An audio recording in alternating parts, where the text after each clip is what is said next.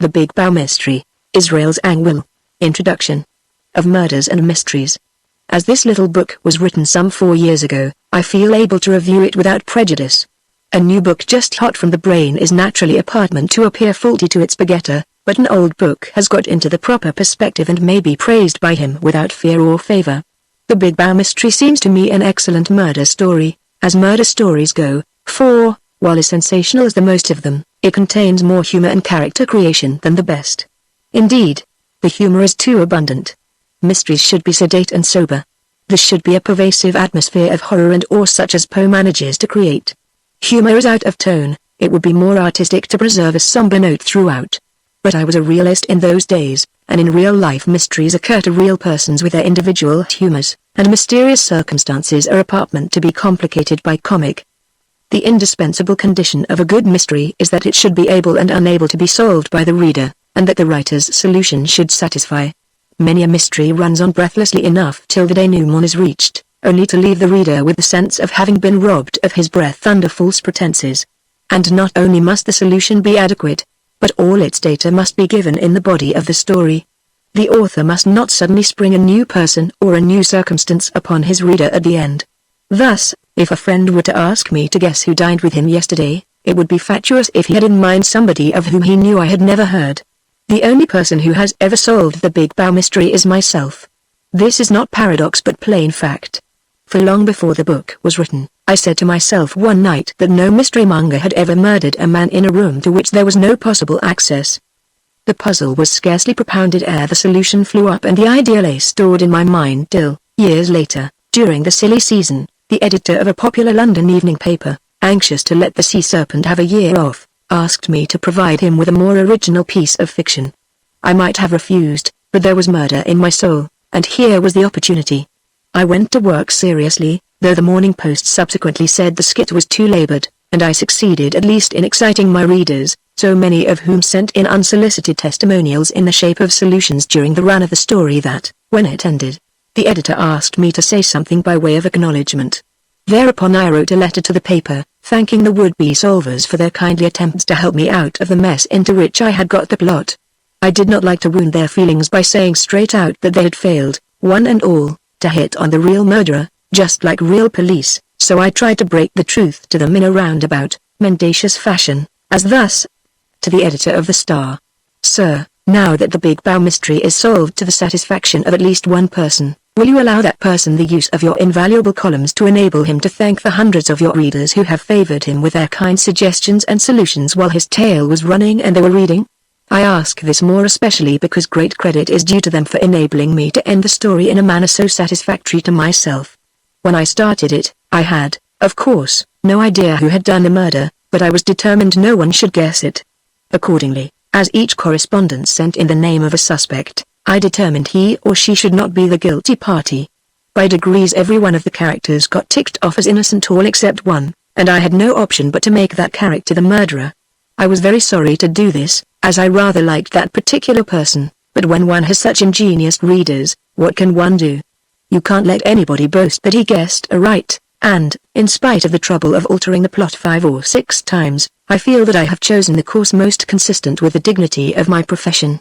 Had I not been impelled by this consideration I should certainly have brought in a verdict against Mrs. Drabdump, as recommended by the reader who said that, judging by the illustration in the Star, she must be at least 7 feet high, and, therefore, could easily have got on the roof and put her, proportionately, long arm down the chimney to effect the cut. I am not responsible for the artist's conception of the character. When I last saw the good lady she was under 6 feet, but your artist may have had later information. The Star is always so frightfully up to date. I ought not to omit the humorous remark of a correspondent, who said, Mortlake might have swung in some wild way from one window to another, at any rate in a story.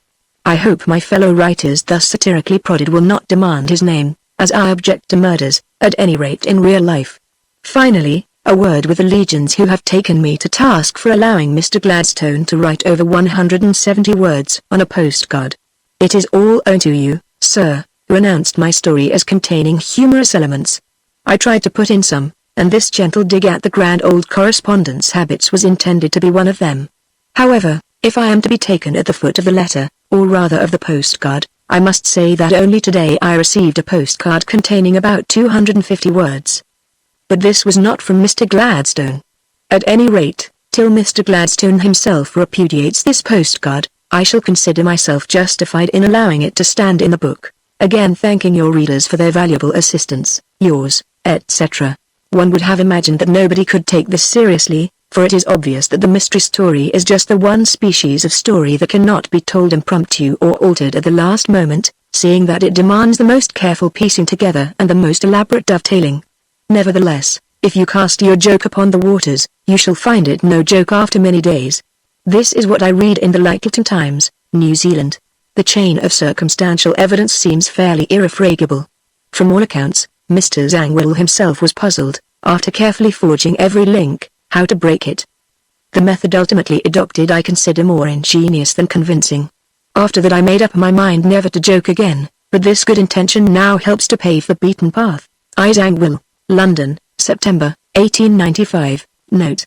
The mystery which the author will always associate with this story is how he got through the task of writing it. It was written in a fortnight day by day to meet a sudden demand from the Star, which made a new departure with it. The said fortnight was further disturbed by an extraordinary combined attack of other troubles and tasks. This is no excuse for the shortcomings of the book, as it was always open to the writer to revise or suppress it. The latter function may safely be left to the public, while if the work stands almost to a letter as it appeared in the Star, it is because the author cannot tell a story more than once. The introduction of Mr. Gladstone into a fictitious scene is defended on the ground that he is largely mythical. I. Z. Chapter 1. On a memorable morning of early December, London opened its eyes on a frigid grey mist. There are mornings when King Fog masses his molecules of carbon in serried squadrons in a city, while he scatters them tenuously in the suburbs, so that your morning train may bear you from twilight to darkness. But today the enemy's maneuvering was more monotonous. From Bow even unto Hammersmith there draggled a dull, wretched vapour, like the wraith of an impecunious suicide come into a fortune immediately after the fatal deed. The barometers and thermometers had sympathetically shared its depression, and their spirits, when they had any, were low. The cold cut like a many-bladed knife. Mrs. Drabdump, of 11 Glover Street, Bow, was one of the few persons in London whom fog did not depress. She went about her work quite as cheerlessly as usual. She had been among the earliest to be aware of the enemy's advent, picking out the strands of fog from the coils of darkness the moment she rolled up her bedroom blind and unveiled the sombre picture of the winter morning. She knew that the fog had come to stay for the day at least, and that the gas bill for the quarter was going to beat the record in high jumping. She also knew that this was because she had allowed her new gentleman lodger, Mr. Arthur Constant, to pay a fixed sum of £1 a week for gas, instead of charging him a proportion of the actual account for the whole house. The meteorologists might have saved the credit of their science if they had reckoned with Mrs. Drabdump's next gas bill when they predicted the weather and made snow the favourite, and said that fog would be nowhere. Fog was everywhere, yet Mrs. Drabdump took no credit to herself for her prescience.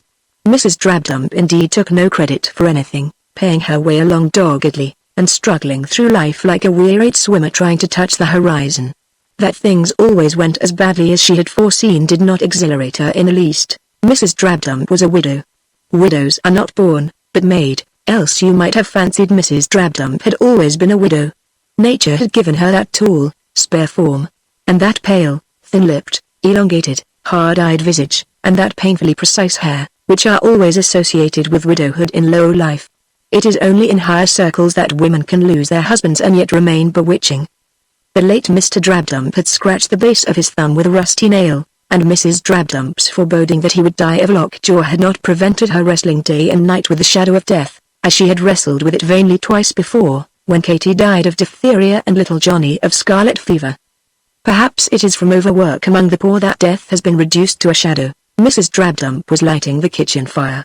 She did it very scientifically, as knowing the contrariety of coal and the anxiety of flaming sticks to end in smoke unless rigidly kept up to the mark. Science was a success as usual, and Mrs. Drabdump rose from her knees content, like a Parsi priestess who had duly paid her morning devotions to her deity. Then she started violently, and nearly lost her balance. Her eye had caught the hands of the clock on the mantel. They pointed to 15 minutes to 7. Mrs. Drabdump's devotion to the kitchen fire invariably terminated at 15 minutes past 6. What was the matter with the clock? Mrs. Drabdump had an immediate vision of Snobbit, the neighbouring horologist, keeping the clock in hand for weeks and then returning it only superficially repaired and secretly injured more vitally for the good of the trade.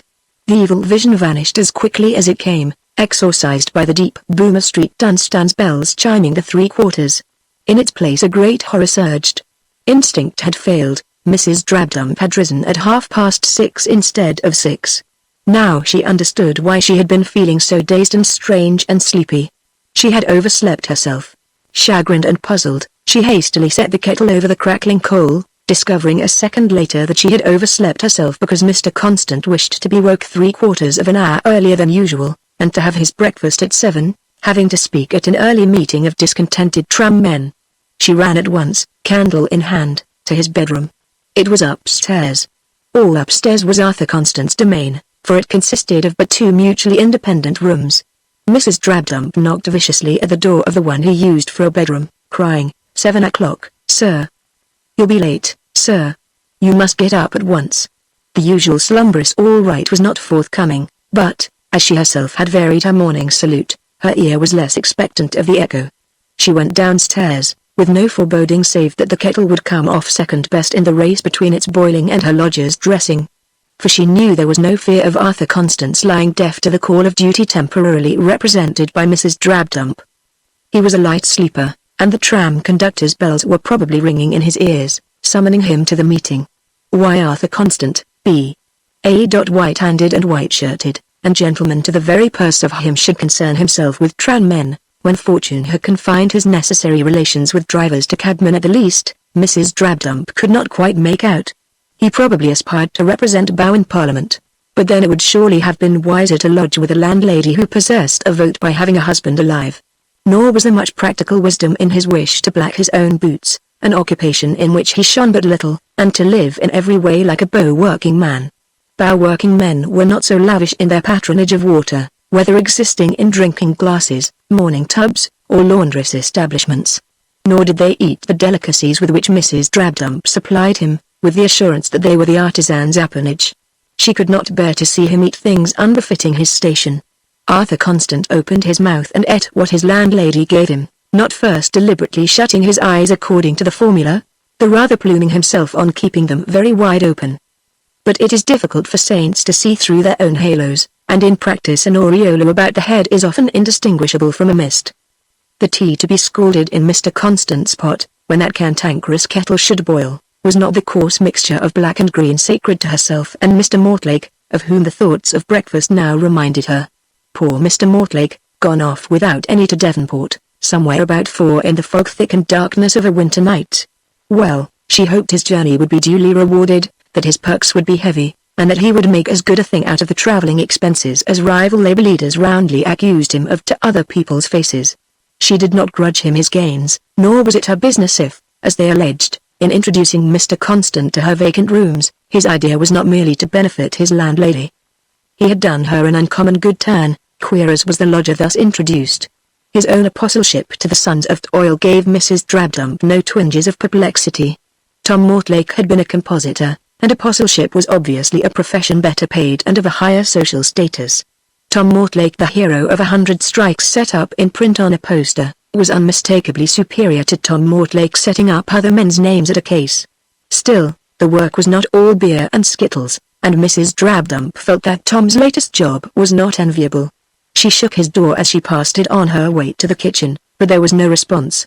The street door was only a few feet off down the passage, and a glance at it dispelled the last hope that Tom had abandoned the journey.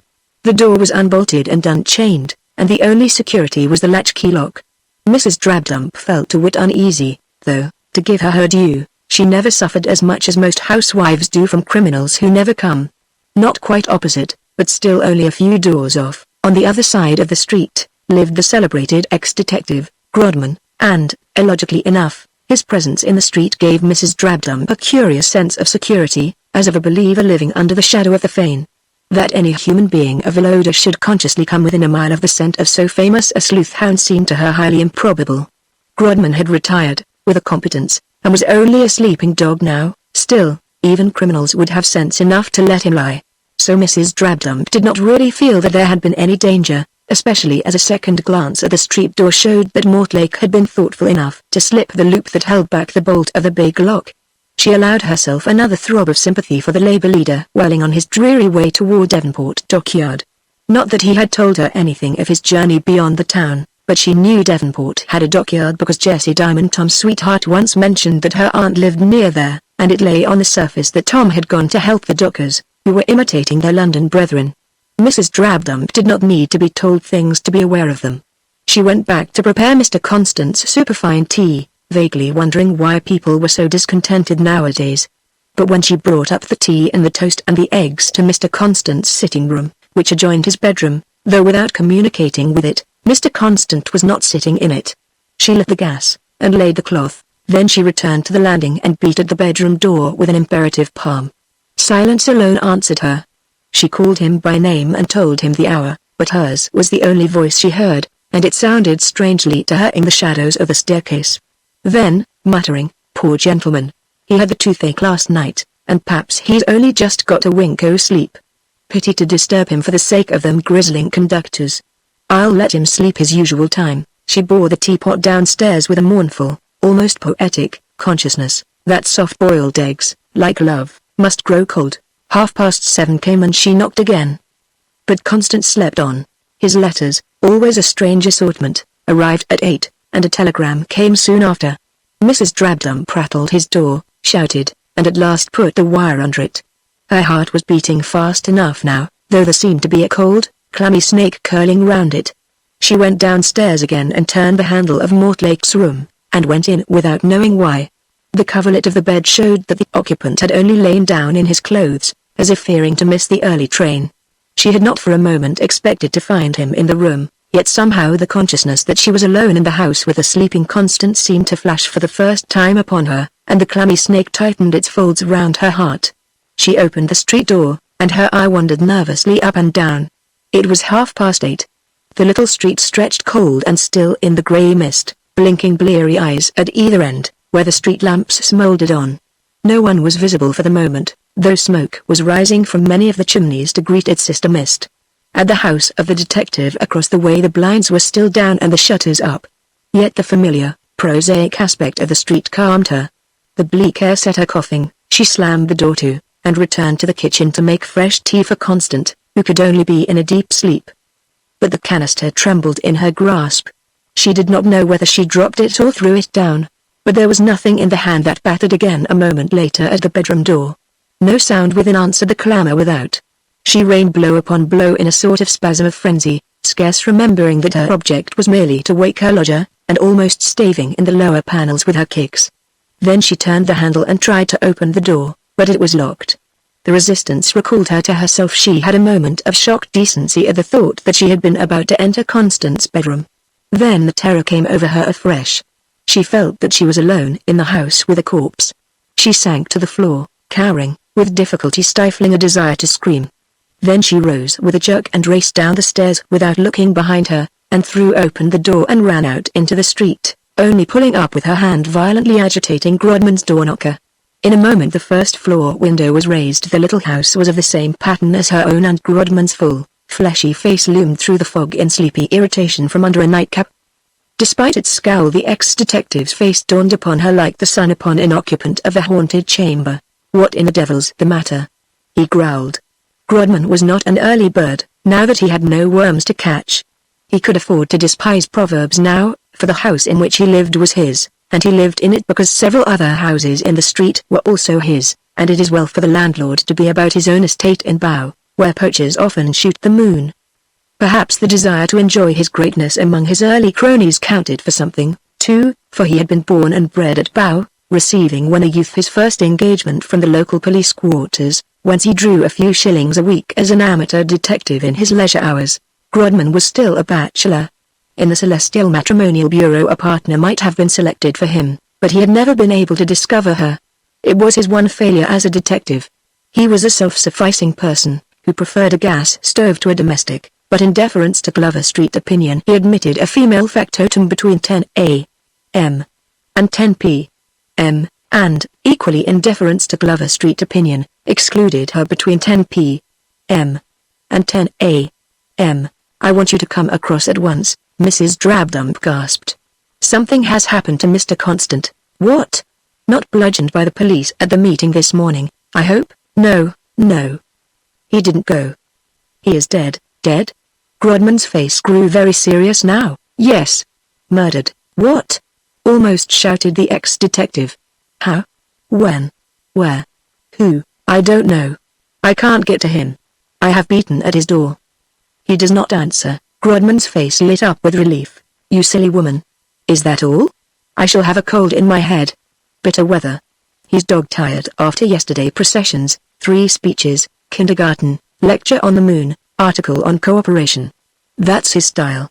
It was also Grodman's style.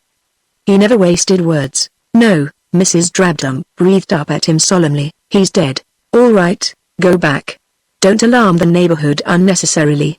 Wait for me. Down in 5 minutes.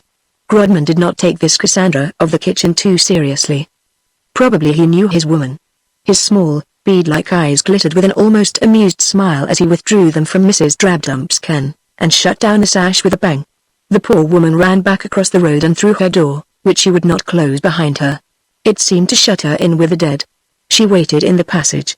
After an age 7 minutes by any honest clock, Grodman made his appearance, looking as dressed as usual, but with unkempt hair and with disconsolate side whisker. He was not quite used to that side whisker yet, for it had only recently come within the margin of cultivation. In active service Grodman had been clean-shaven, like all members of the profession, for surely your detective is the most versatile of actors. Mrs. Drabdump closed the street door quietly, and pointed to the stairs, fear operating like a polite desire to give him precedence. Grodman ascended, amusement still glimmering in his eyes. Arrived on the landing, he knocked peremptorily at the door, crying, 9 o'clock, Mr. Constant, 9 o'clock. When he ceased there was no other sound or movement. His face grew more serious. He waited, then knocked, and cried louder. He turned the handle, but the door was fast. He tried to peer through the keyhole, but it was blocked. He shook the upper panels, but the door seemed bolted as well as locked. He stood still, his face set and rigid, for he liked and esteemed the man. Knock your loudest, whispered the pale-faced woman. You'll not wake him now. The grey mist had followed them through the street door, and hovered about the staircase, charging the air with a moist, sepulchral odor. Locked and bolted, muttered Grodman, shaking the door afresh. Burst it open, breathed the woman, trembling violently all over, and holding her hands before her as if to ward off the dreadful vision. Without another word, Grodman applied his shoulder to the door, and made a violent muscular effort. He had been an athlete in his time, and the sap was yet in him. The door creaked, little by little it began to give, the woodwork enclosing the bolt of the lock splintered.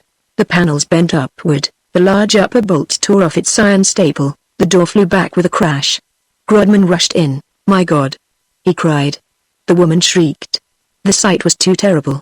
Within a few hours the jubilant newsboys were shrieking horrible suicide in Bow, and the Star Poster added, for the satisfaction of those too poor to purchase, a philanthropist cuts his throat, Chapter 2.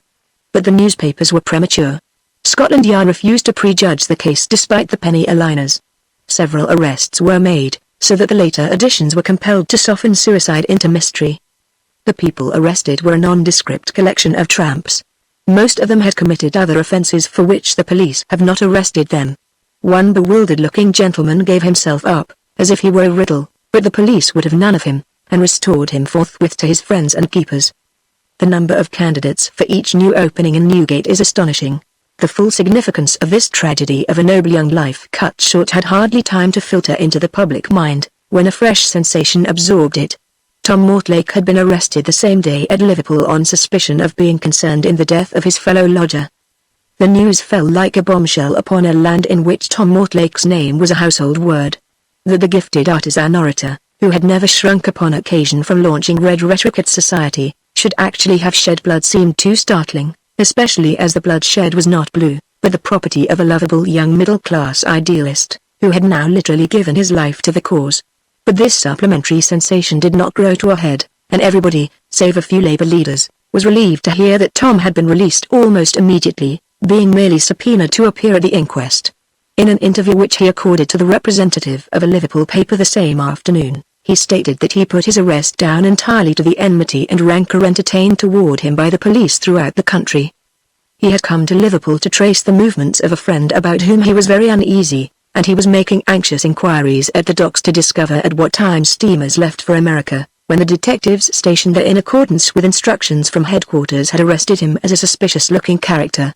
Though, said Tom, they must very well have known my phiz, as I have been sketched and caricatured all over the shop. When I told them who I was, they had the decency to let me go. They thought they'd scored off me enough, I reckon. Yes, it certainly is a strange coincidence that I might actually have had something to do with the poor fellow's death, which has cut me up as much as anybody, though if they had known I had just come from the scene of the crime, and actually lived in the house, they would probably have let me alone. He laughed sarcastically. They are a queer lot of muddleheads at the police. Their motto is, first catch your man, then cook the evidence. If you're on the spot you're guilty because you're there, and if you're elsewhere you're guilty because you have gone away. Oh, I know them. If they could have seen their way to clap me in quad, they'd hard done it. Lucky I know the number of the cabman who took me to Euston before 5 this morning. If they clapped you in quad, the interviewer reported himself as facetiously observing, the prisoners would be on strike in a week. Yes, but there would be so many blacklegs ready to take their places, Mortlake flashed back, that I'm afraid it would be no go. But do excuse me. I am so upset about my friend. I'm afraid he has left England, and I have to make inquiries, and now there's poor Constant gone horrible. Horrible.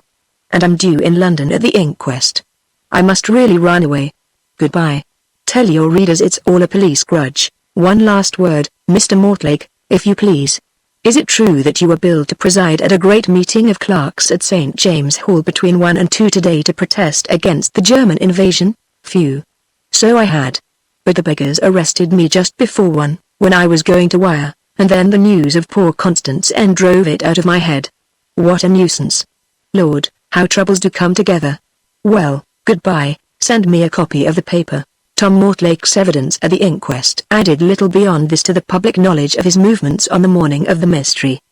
The cabman who drove him to Euston had written indignantly to the papers to say that he had picked up his celebrated fare at Bow railway station at about 4:30 a.m., and the arrest was a deliberate insult to democracy, and he offered to make an affidavit to that effect, leaving it dubious to which effect.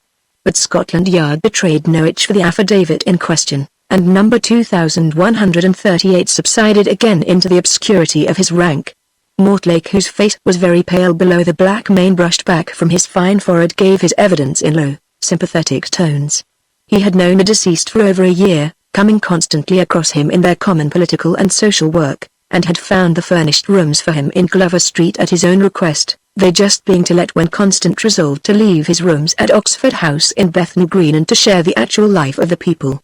The locality suited the deceased, as being near the People's Palace. He respected and admired the deceased, whose genuine goodness had won all hearts. The deceased was an untiring worker, never grumbled, was always in fair spirits, regarded his life and wealth as a sacred trust to be used for the benefit of humanity. He had last seen him at 9:15 p.m. on the day preceding his death. He, witness, had received a letter by the last post which made him uneasy about a friend.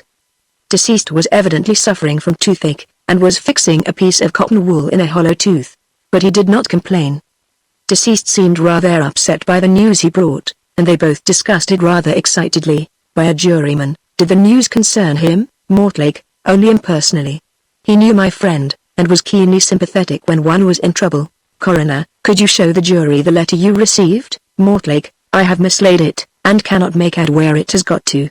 If you, sir, think it relevant or essential, I will state what the trouble was. Coroner, was the toothache very violent, Mortlake? I cannot tell.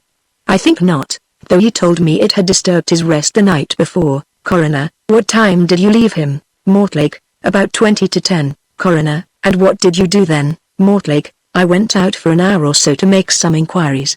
Then I returned, and told my landlady I should be leaving by an early train for the country. Coroner, and that was the last you saw of the deceased? Mortlake, with emotion, the last. Coroner, how was he when you left him? Mortlake, mainly concerned about my trouble. Coroner, otherwise you saw nothing unusual about him? Mortlake, nothing. Coroner, what time did you leave the house on Tuesday morning? Mortlake, at about 4:05. Coroner, are you sure that you shut the street door? Mortlake, quite sure. Knowing my landlady was rather a timid person, I even slipped the bolt of the big lock, which was usually tied back.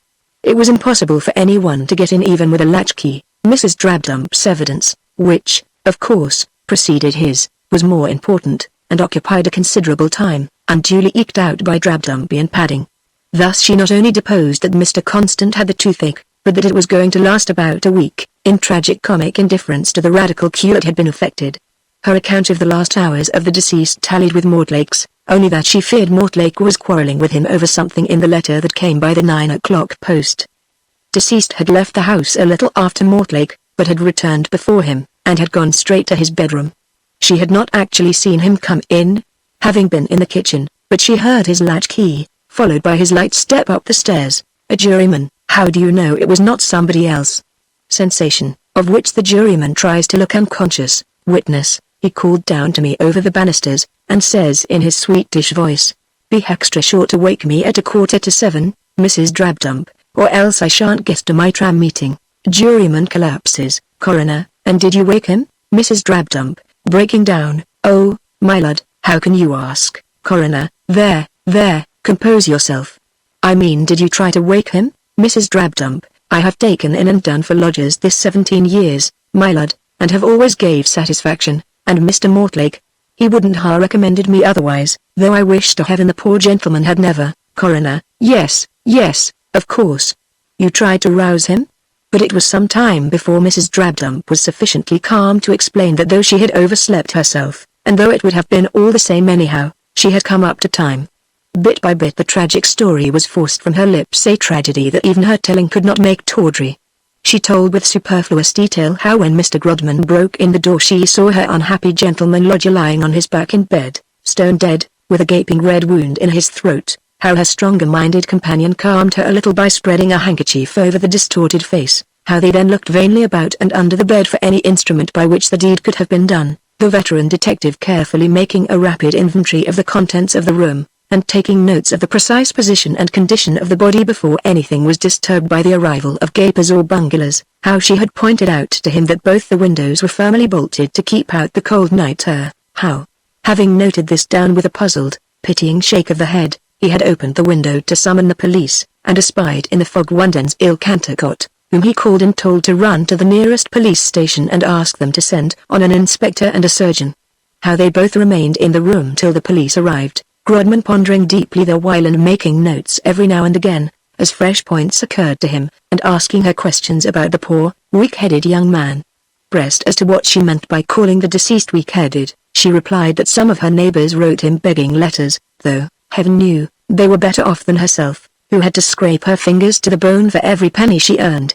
Under further pressure from Mr. Talbot, who was watching the inquiry on behalf of Arthur Constant's family, Mrs. Drabdump admitted that the deceased had behaved like a human being, nor was there anything externally eccentric or queer in his conduct.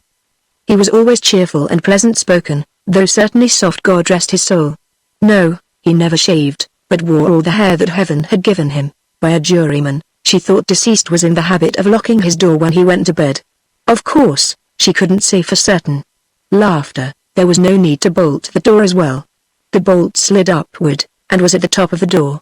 When she first let lodgings, her reasons for which she seemed anxious to publish, there had only been a bolt, but a suspicious lodger, she would not call him a gentleman, had complained that he could not fasten his door behind him, and so she had been put to the expense of having a lock made. The complaining lodger went off soon after without paying his rent. Laughter, she had always known he would. The coroner, was deceased at all nervous? Witness, no, he was a very nice gentleman.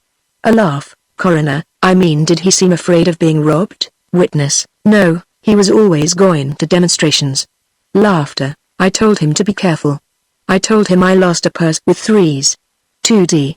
Myself on Jubilee Day, Mrs. Drabdump resumed her seat, weeping vaguely.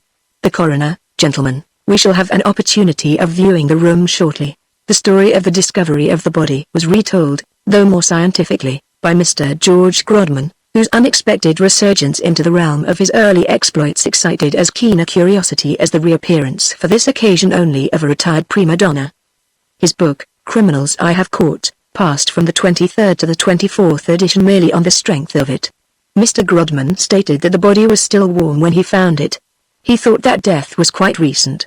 The door he had had to burst was bolted as well as locked. He confirmed Mrs. Drabdump's statement about the windows. The chimney was very narrow. The cut looked as if done by a razor. There was no instrument lying about the room. He had known the deceased about a month. He seemed a very earnest, simple-minded young fellow who spoke a great deal about the brotherhood of man. The hardened old man-hunter's voice was not free from a tremor as he spoke jerkily of the dead man's enthusiasms. He should have thought the deceased the last man in the world to commit suicide. Mr. Denzil Cantacott was next called. He was a poet. Laughter. He was on his way to Mr. Grodman's house to tell him he had been unable to do some writing for him because he was suffering from writer's cramp, when Mr. Grodman called to him from the window of number 11 and asked him to run for the police. No. He did not run. He was a philosopher. Laughter. He returned with him to the door, but did not go up. He had no stomach for crude sensations. Laughter. The grey fog was sufficiently unbeautiful for him for one morning. Laughter. Inspector Howlett said, about 9:45 on the morning of Tuesday, 4th December, from information received, he went with Sergeant Runnymede and Dr. Robinson to 11 Glover Street, Bow, and there found the dead body of a young man, lying on his back with his throat cut. The door of the room had been smashed in, and the lock and the bolt evidently forced. The room was tidy. There were no marks of blood on the floor. A purse full of gold was on the dressing table beside a big book. A hip bath with cold water stood beside the bed, over which was a hanging bookcase. There was a large wardrobe against the wall next to the door. The chimney was very narrow. There were 2 windows, one bolted. It was about 18 feet to the pavement. There was no way of climbing up. No one could possibly have got out of the room, and then bolted the doors and windows behind him, and he had searched all parts of the room in which anyone might have been concealed.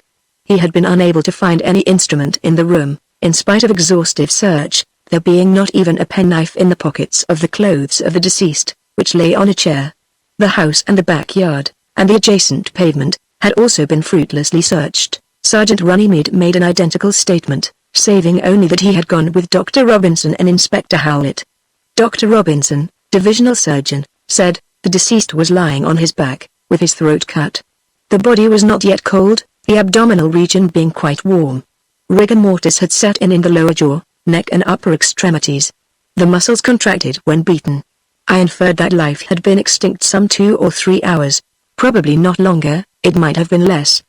The bedclothes would keep the lower part warm for some time. The wound, which was a deep one, was 5½ inches from right to left across the throat to a point under the left ear. The upper portion of the windpipe was severed, and likewise the jugular vein. The muscular coating of the carotid artery was divided. There was a slight cut, as if in continuation of the wound, on the thumb of the left hand.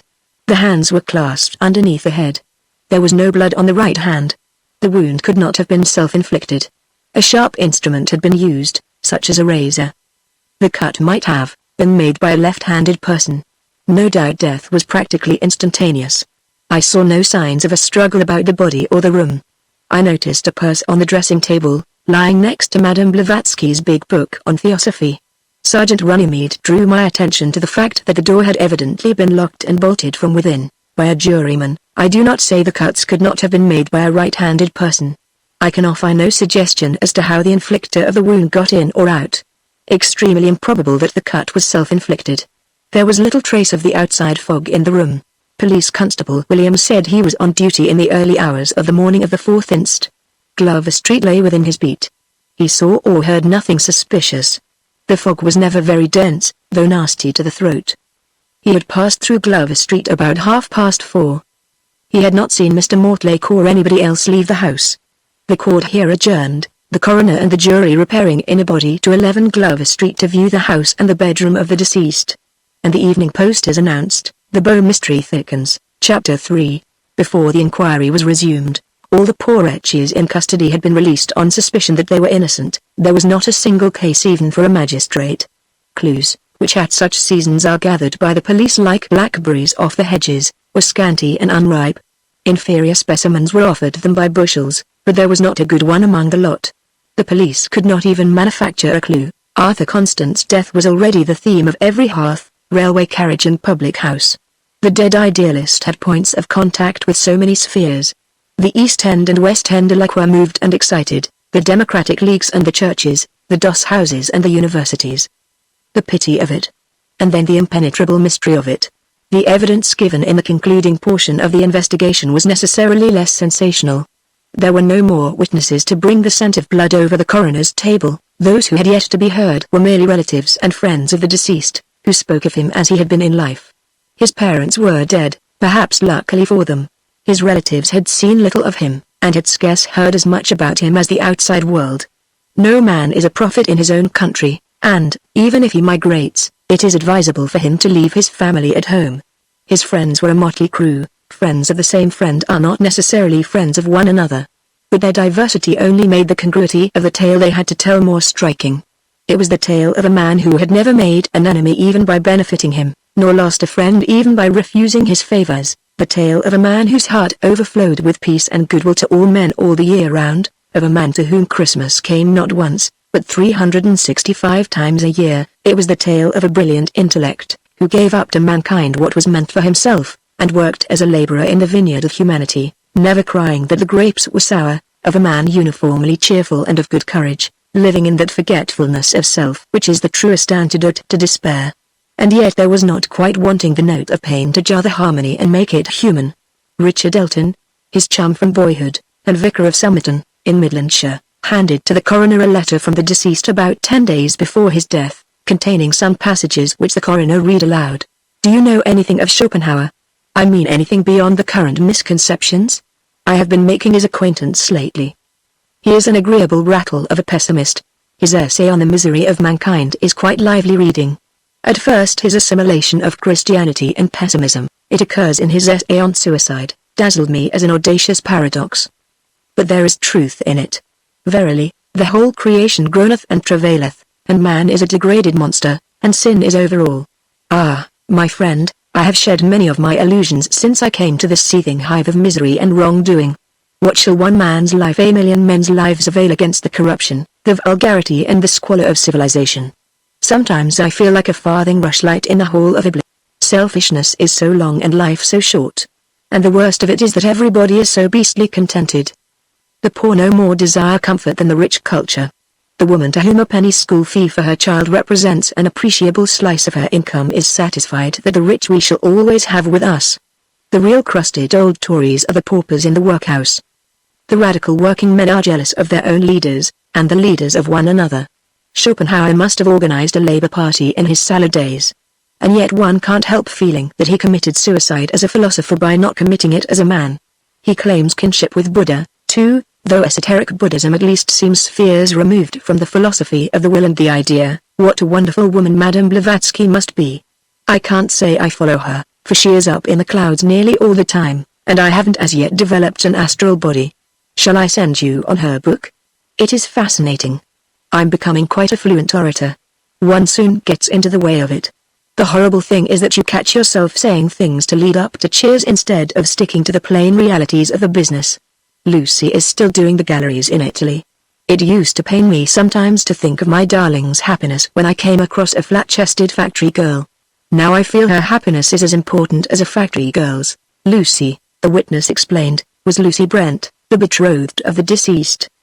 The poor girl had been telegraphed for, and had started for England. The witness stated that the outburst of despondency in this letter was almost a solitary one, most of the letters in his possession being bright, buoyant and hopeful. Even this letter ended with a humorous statement of the writer's manifold plans and projects for the new year. The deceased was a good churchman. Coroner, was there any private trouble in his own life to account for the temporary despondency? Witness, not so far as I am aware.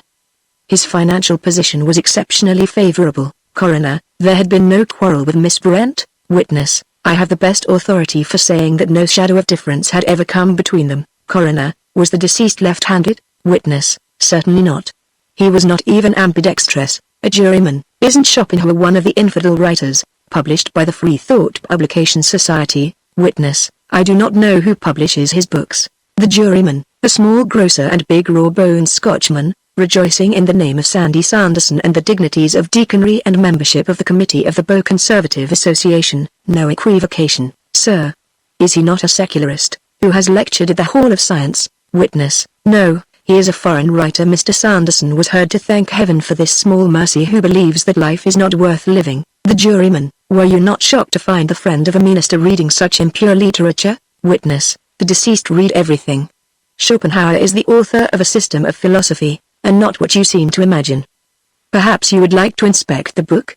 Laughter. The juryman. I would not touch it with a pitchfork. Such books should be burnt.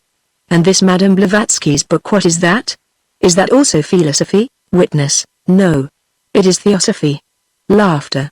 Mr. Alan Smith, Secretary of the Trammels Union, stated that he had had an interview with the deceased on the day before his death, when he, the deceased, spoke hopefully of the prospects of the movement, and wrote him out a cheque for 10 guineas for his union.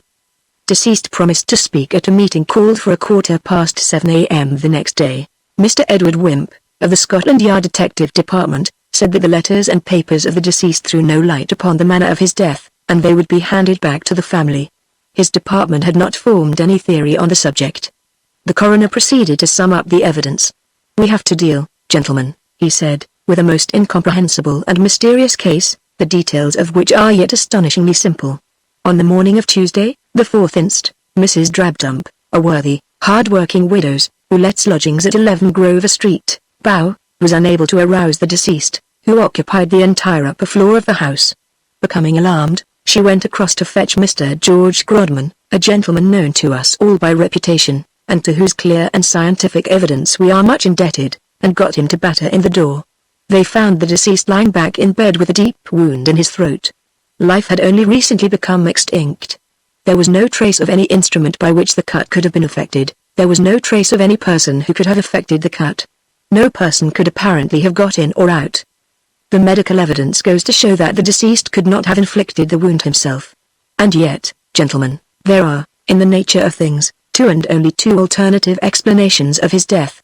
Either the wound was inflicted by his own hand, or it was inflicted by another's. I shall take each of these possibilities separately.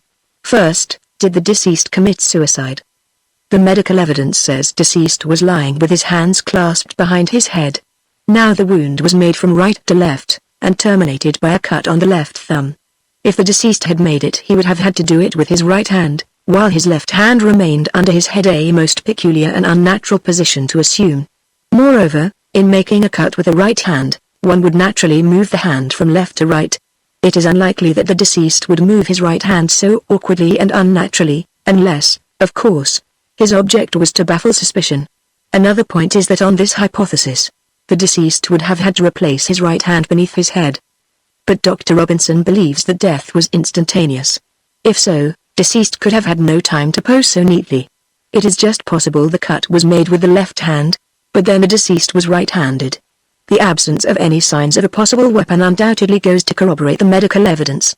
The police have made an exhaustive search in all places where the razor or other weapon or instrument might by any possibility have been concealed, including the bedclothes, the mattress, the pillow, and the street into which it might have been dropped.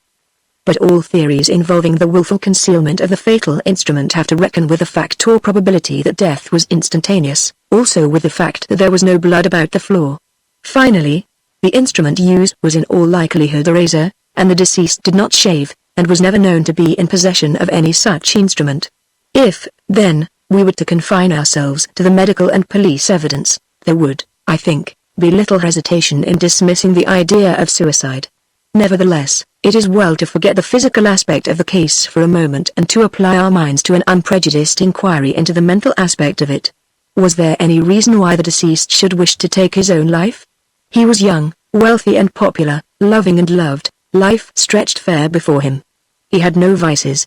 Plain living, high thinking, and noble doing were the three guiding stars of his life. If he had had ambition, an illustrious public career was within reach. He was an orator of no mean power, a brilliant and industrious man. His outlook was always on the future. He was always sketching out ways in which he could be useful to his fellow men.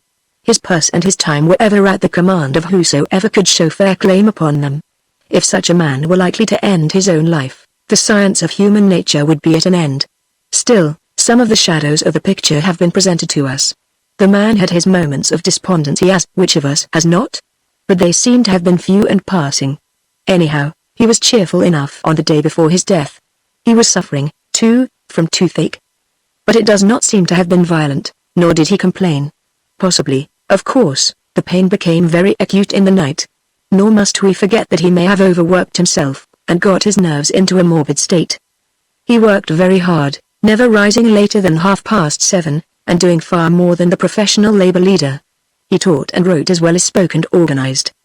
But on the other hand, all witnesses agree that he was looking forward eagerly to the meeting of drummen on the morning of the 4th inst. His whole heart was in the movement. Is it likely that this was the night he would choose for quitting the scene of his usefulness? Is it likely that if he had chosen it, he would not have left letters and a statement behind, or made a last will and testament? Mr. Wimp has found no possible clue to such conduct in his papers. Or is it likely he would have concealed the instrument? The only positive sign of intention is the bolting of his door in addition to the usual locking of it, but one cannot lay much stress on that. Regarding the mental aspects alone, the balance is largely against suicide. Looking at the physical aspects, suicide is well-nigh impossible. Putting the two together, the case against suicide is all but mathematically complete.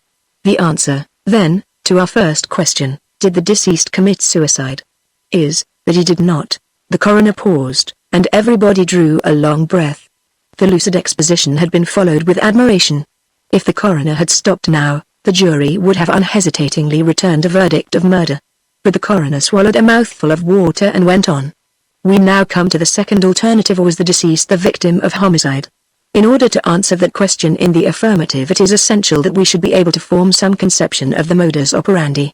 It is all very well for Dr. Robinson to say the cut was made by another hand, but in the absence of any theory as to how the cut could possibly have been made by that other hand, we should be driven back to the theory of self-infliction, however improbable it may seem to medical gentlemen. Now, what are the facts? When Mrs. Drabdump and Mr. Grodman found the body, it was yet warm, and Mr. Grodman, a witness fortunately qualified by special experience, states that death had been quite recent. This tallies closely enough with the view of Dr. Robinson, who, examining the body about an hour later, put the time of death at 2 or 3 hours before, say 7 o'clock. Mrs. Drabdump had attempted to wake the deceased at 6:45, which would put back the act to a little earlier. As I understand from Dr. Robinson, that it is impossible to fix the time very precisely, death may have very well taken place several hours before Mrs. Drabdump's first attempt to wake deceased. Of course, it may have taken place between the first and second calls, as he may merely have been sound asleep at first. It may also not impossibly have taken place considerably earlier than the first call, for all the physical data seem to prove. Nevertheless, on the whole, I think we shall be least likely to err if we assume the time of death to be 6:30. Gentlemen, let us picture to ourselves number 11 Glover Street at 6:30. We have seen the house, we know exactly how it is constructed. On the ground floor a front room tenanted by Mr. Mortlake, with 2 windows giving on the street, both securely bolted, a back room occupied by the landlady, and a kitchen. Mrs. Drabdump did not leave her bedroom till 6:30, so that we may be sure all the various doors and windows have not yet been unfastened, while the season of the year is a guarantee that nothing had been left open. The front door through which Mr. Mortlake has gone out before 4:30, is guarded by the latchkey lock and the big lock. On the upper floor are 2 rooms: a front room used by deceased for a bedroom, and a back room which he used as a sitting room. The back room has been left open, with the key inside, but the window is fastened. The door of the front room is not only locked, but bolted. We have seen the splintered mortise and the staple of the upper bolt violently forced from the woodwork and resting on the pin. The windows are bolted, the fasteners being firmly fixed in the catches. The chimney is too narrow to admit of the passage of even a child. This room, in fact, is as firmly barred in as if besieged. It has no communication with any other part of the house. It is as absolutely self-centered and isolated as if it were a fort in the sea or a log hut in the forest. Even if any strange person is in the house, nay, in the very sitting room of the deceased, he cannot get into the bedroom, for the house is one built for the poor, with no communication between the different rooms, so that separate families, if need be, may inhabit each. Now, however, let us grant that some person has achieved the miracle of getting into the front room, first floor, 18 feet from the ground. At 6:30, or thereabouts, he cuts the throat of the sleeping occupant. How is he then to get out without attracting the attention of the now roused landlady? But let us concede him that miracle, too. How is he to go away and yet leave the doors and windows locked and bolted from within? This is a degree of miracle at which my credulity must draw the line. No. The room had been closed all night. There is scarce a trace of fog in it. No one could get in or out. Finally, murders do not take place without motive. Robbery and revenge are the only conceivable motives. The deceased had not an enemy in the world. His money and valuables were left untouched. Everything was in order. There were no signs of a struggle. The answer then to our second inquiry was the deceased killed by another person ? Is, that he was not. Gentlemen, I am aware that this sounds impossible and contradictory. But it is the facts that contradict themselves. It seems clear that the deceased did not commit suicide. It seems equally clear that the deceased was not murdered.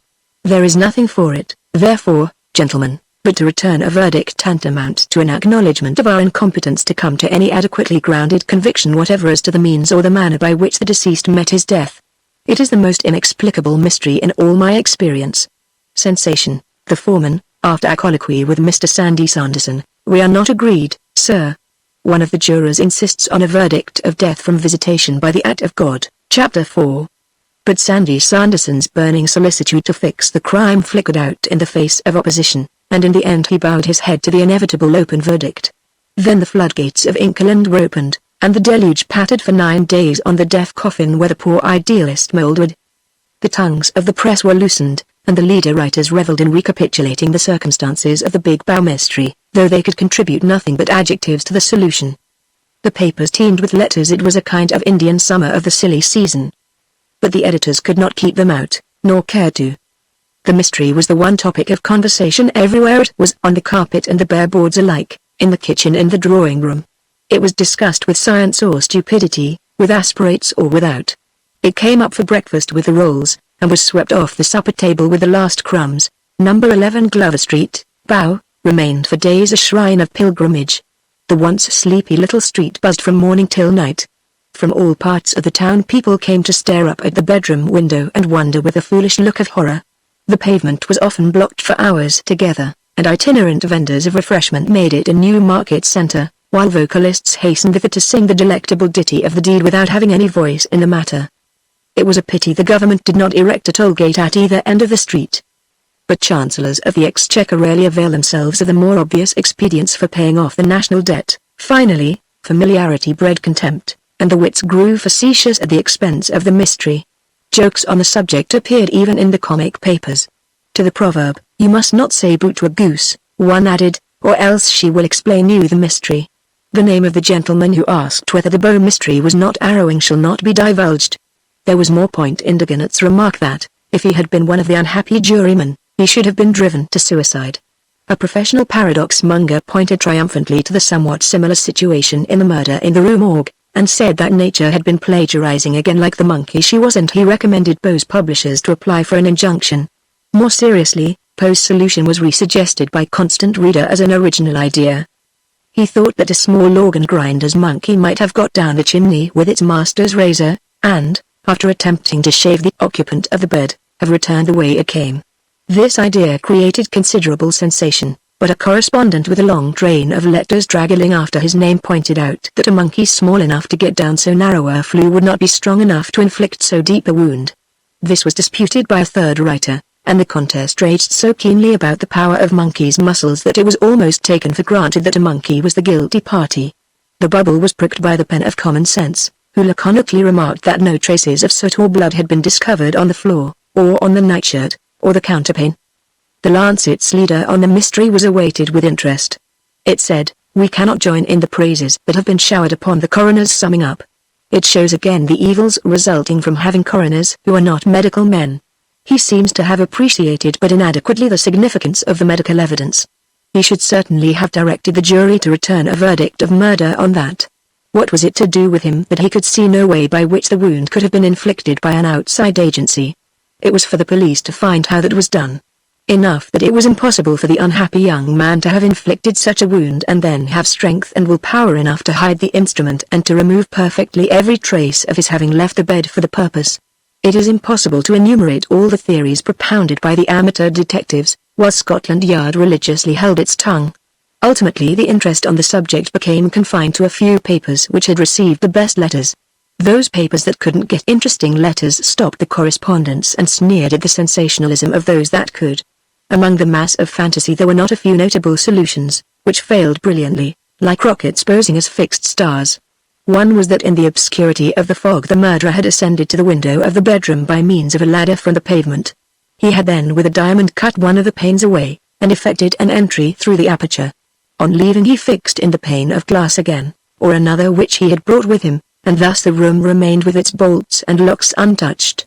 On its being pointed out that the panes were too small, a third correspondent showed that that didn't matter, as it was only necessary to insert the hand and undo the fastening, when an entire window could be opened, the process being reversed by the murderer on leaving.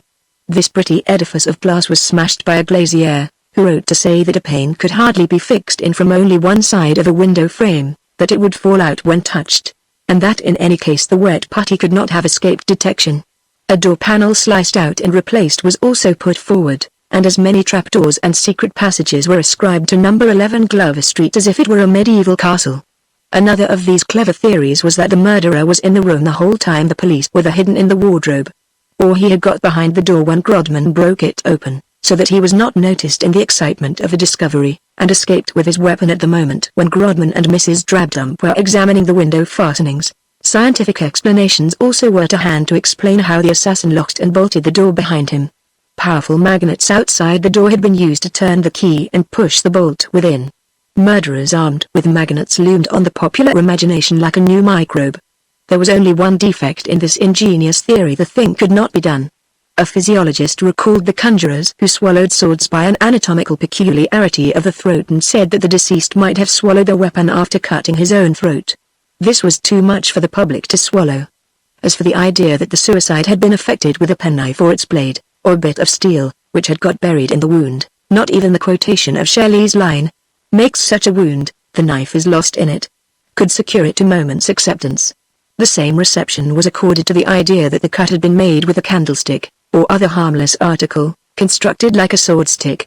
Theories of this sort caused a humorist to explain that the deceased had hidden the razor in his hollow tooth. Some kind friend of Messrs.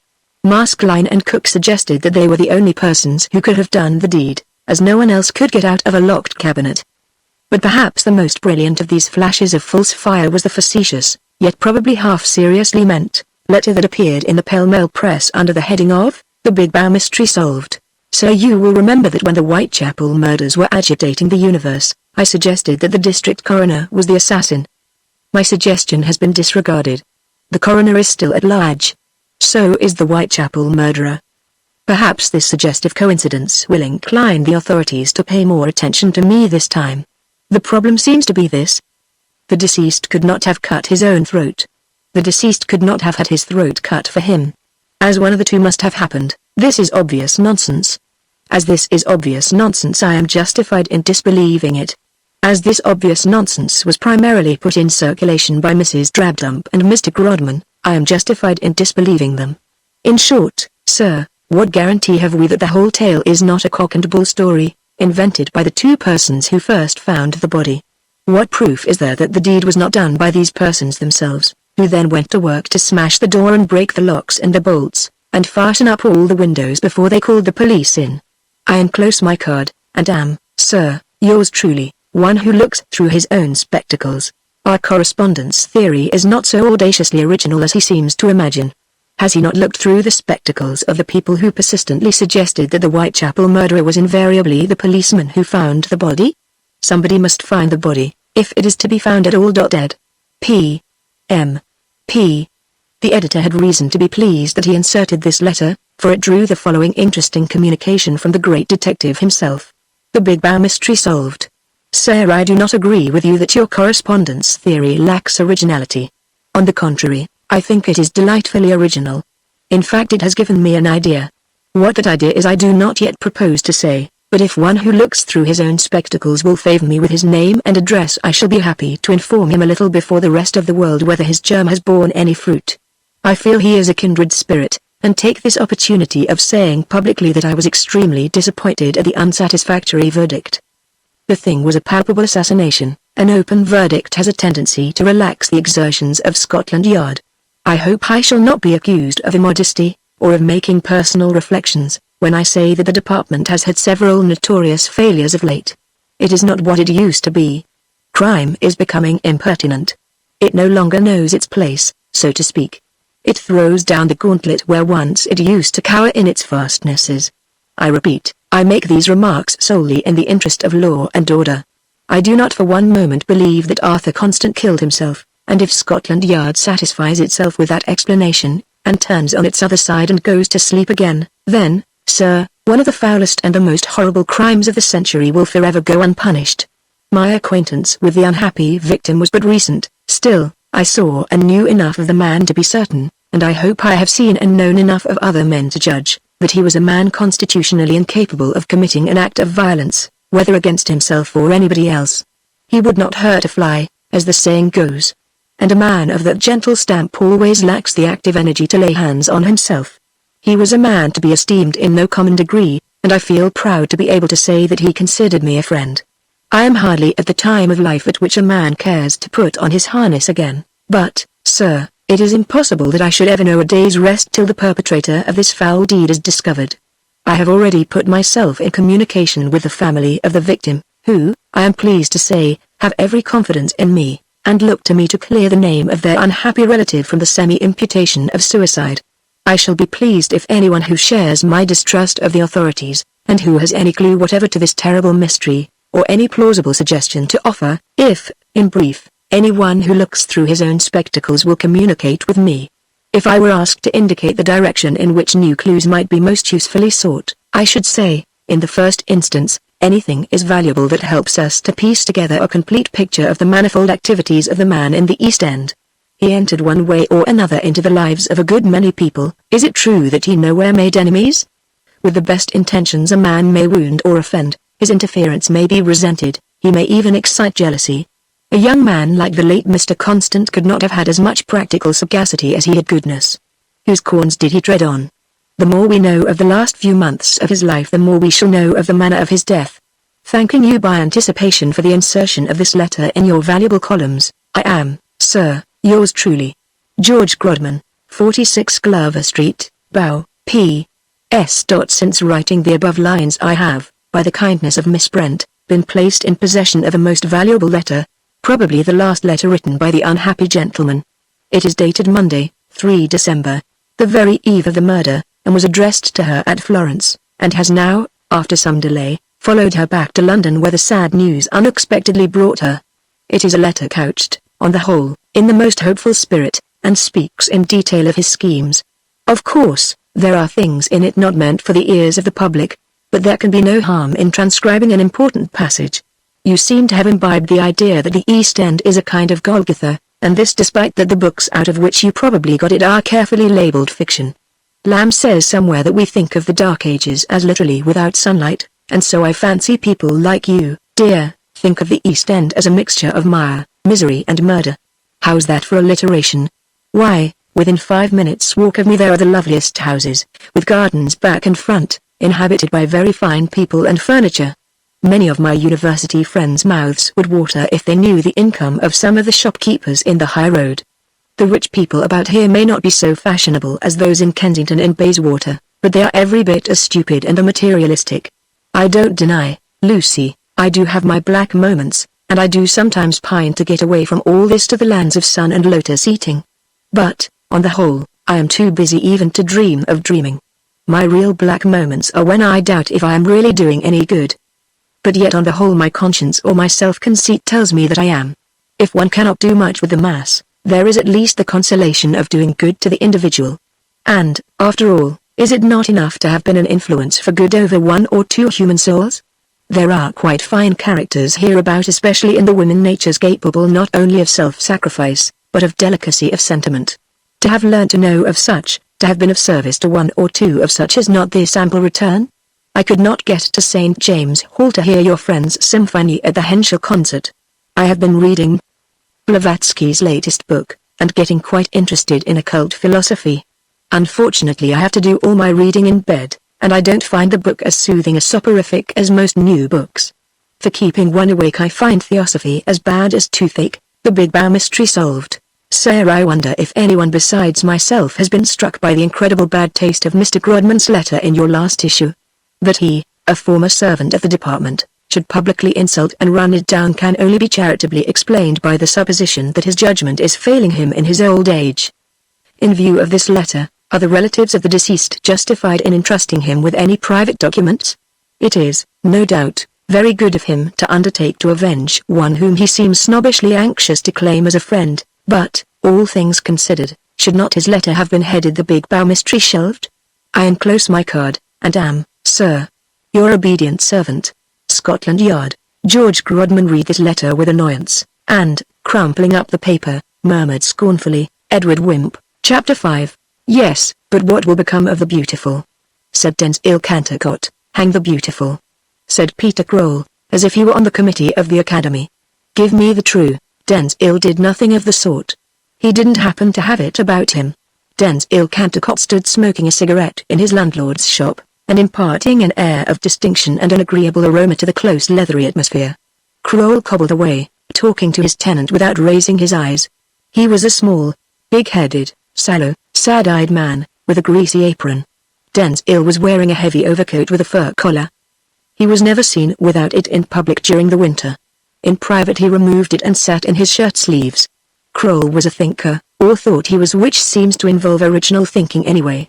His hair was thinning rapidly at the top, as if his brain was struggling to get as near as possible to the realities of things. He prided himself on having no fads.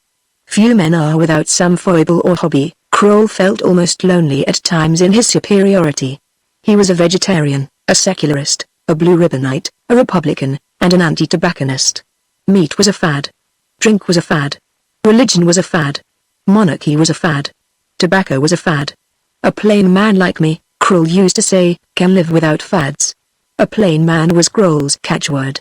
When of a Sunday morning he stood on Mile End Waste, which was opposite his shop, and held forth to the crowd on the evils of kings, priests and mutton chops, the plain man turned up at intervals like the theme of a symphonic movement. I am only a plain man and I want to know. It was a phrase that severed the spider webs of logical refinement, and held them up scornfully on the point. When Croll went for a little recreation in Victoria Park on Sunday afternoons, it was with this phrase that he invariably routed the supernaturalists. Croll knew his Bible better than most ministers, and always carried a minutely printed copy in his pocket, dog's-eared to mark contradictions in the text. The second chapter of Jeremiah says one thing, the first chapter of Corinthians says another. Two contradictory statements may both be true, but I am only a plain man, and I want to know.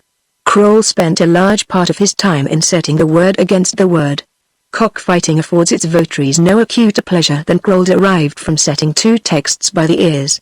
Croll had a metaphysical genius which sent his Sunday morning disciples frantic with admiration, and struck the enemy dumb with dismay. He had discovered, for instance, that the deity could not move, owing to already filling all space. He was also the first to invent, for the confusion of the clerical, the crucial case of a saint dying at the Antipodes contemporaneously with another in London. Both went skyward to heaven, yet the two travelled in directly opposite directions. In all eternity they would never meet. Which, then, got to heaven? Or was there no such place? I am only a plain man, and I want to know. Preserve us our open spaces, they exist to testify to the incurable interest of humanity in the unknown and the misunderstood. Even a is capable of 5 minutes' attention to speculative theology, if a riot isn't in a hurry.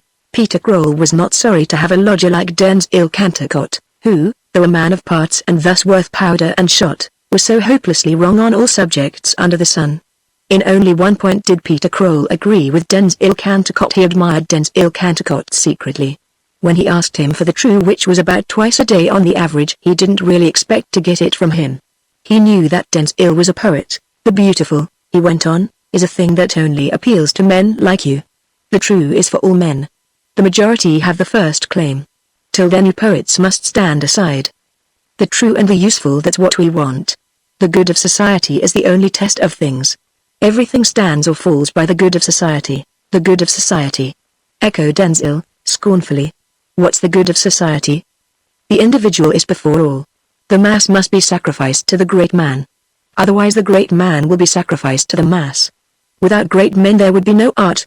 Without art life would be a blank. Ah, but we should fill it up with bread and butter, said Peter Croll. Yes, it is bread and butter that kills the beautiful, said Denzil Cantercot bitterly.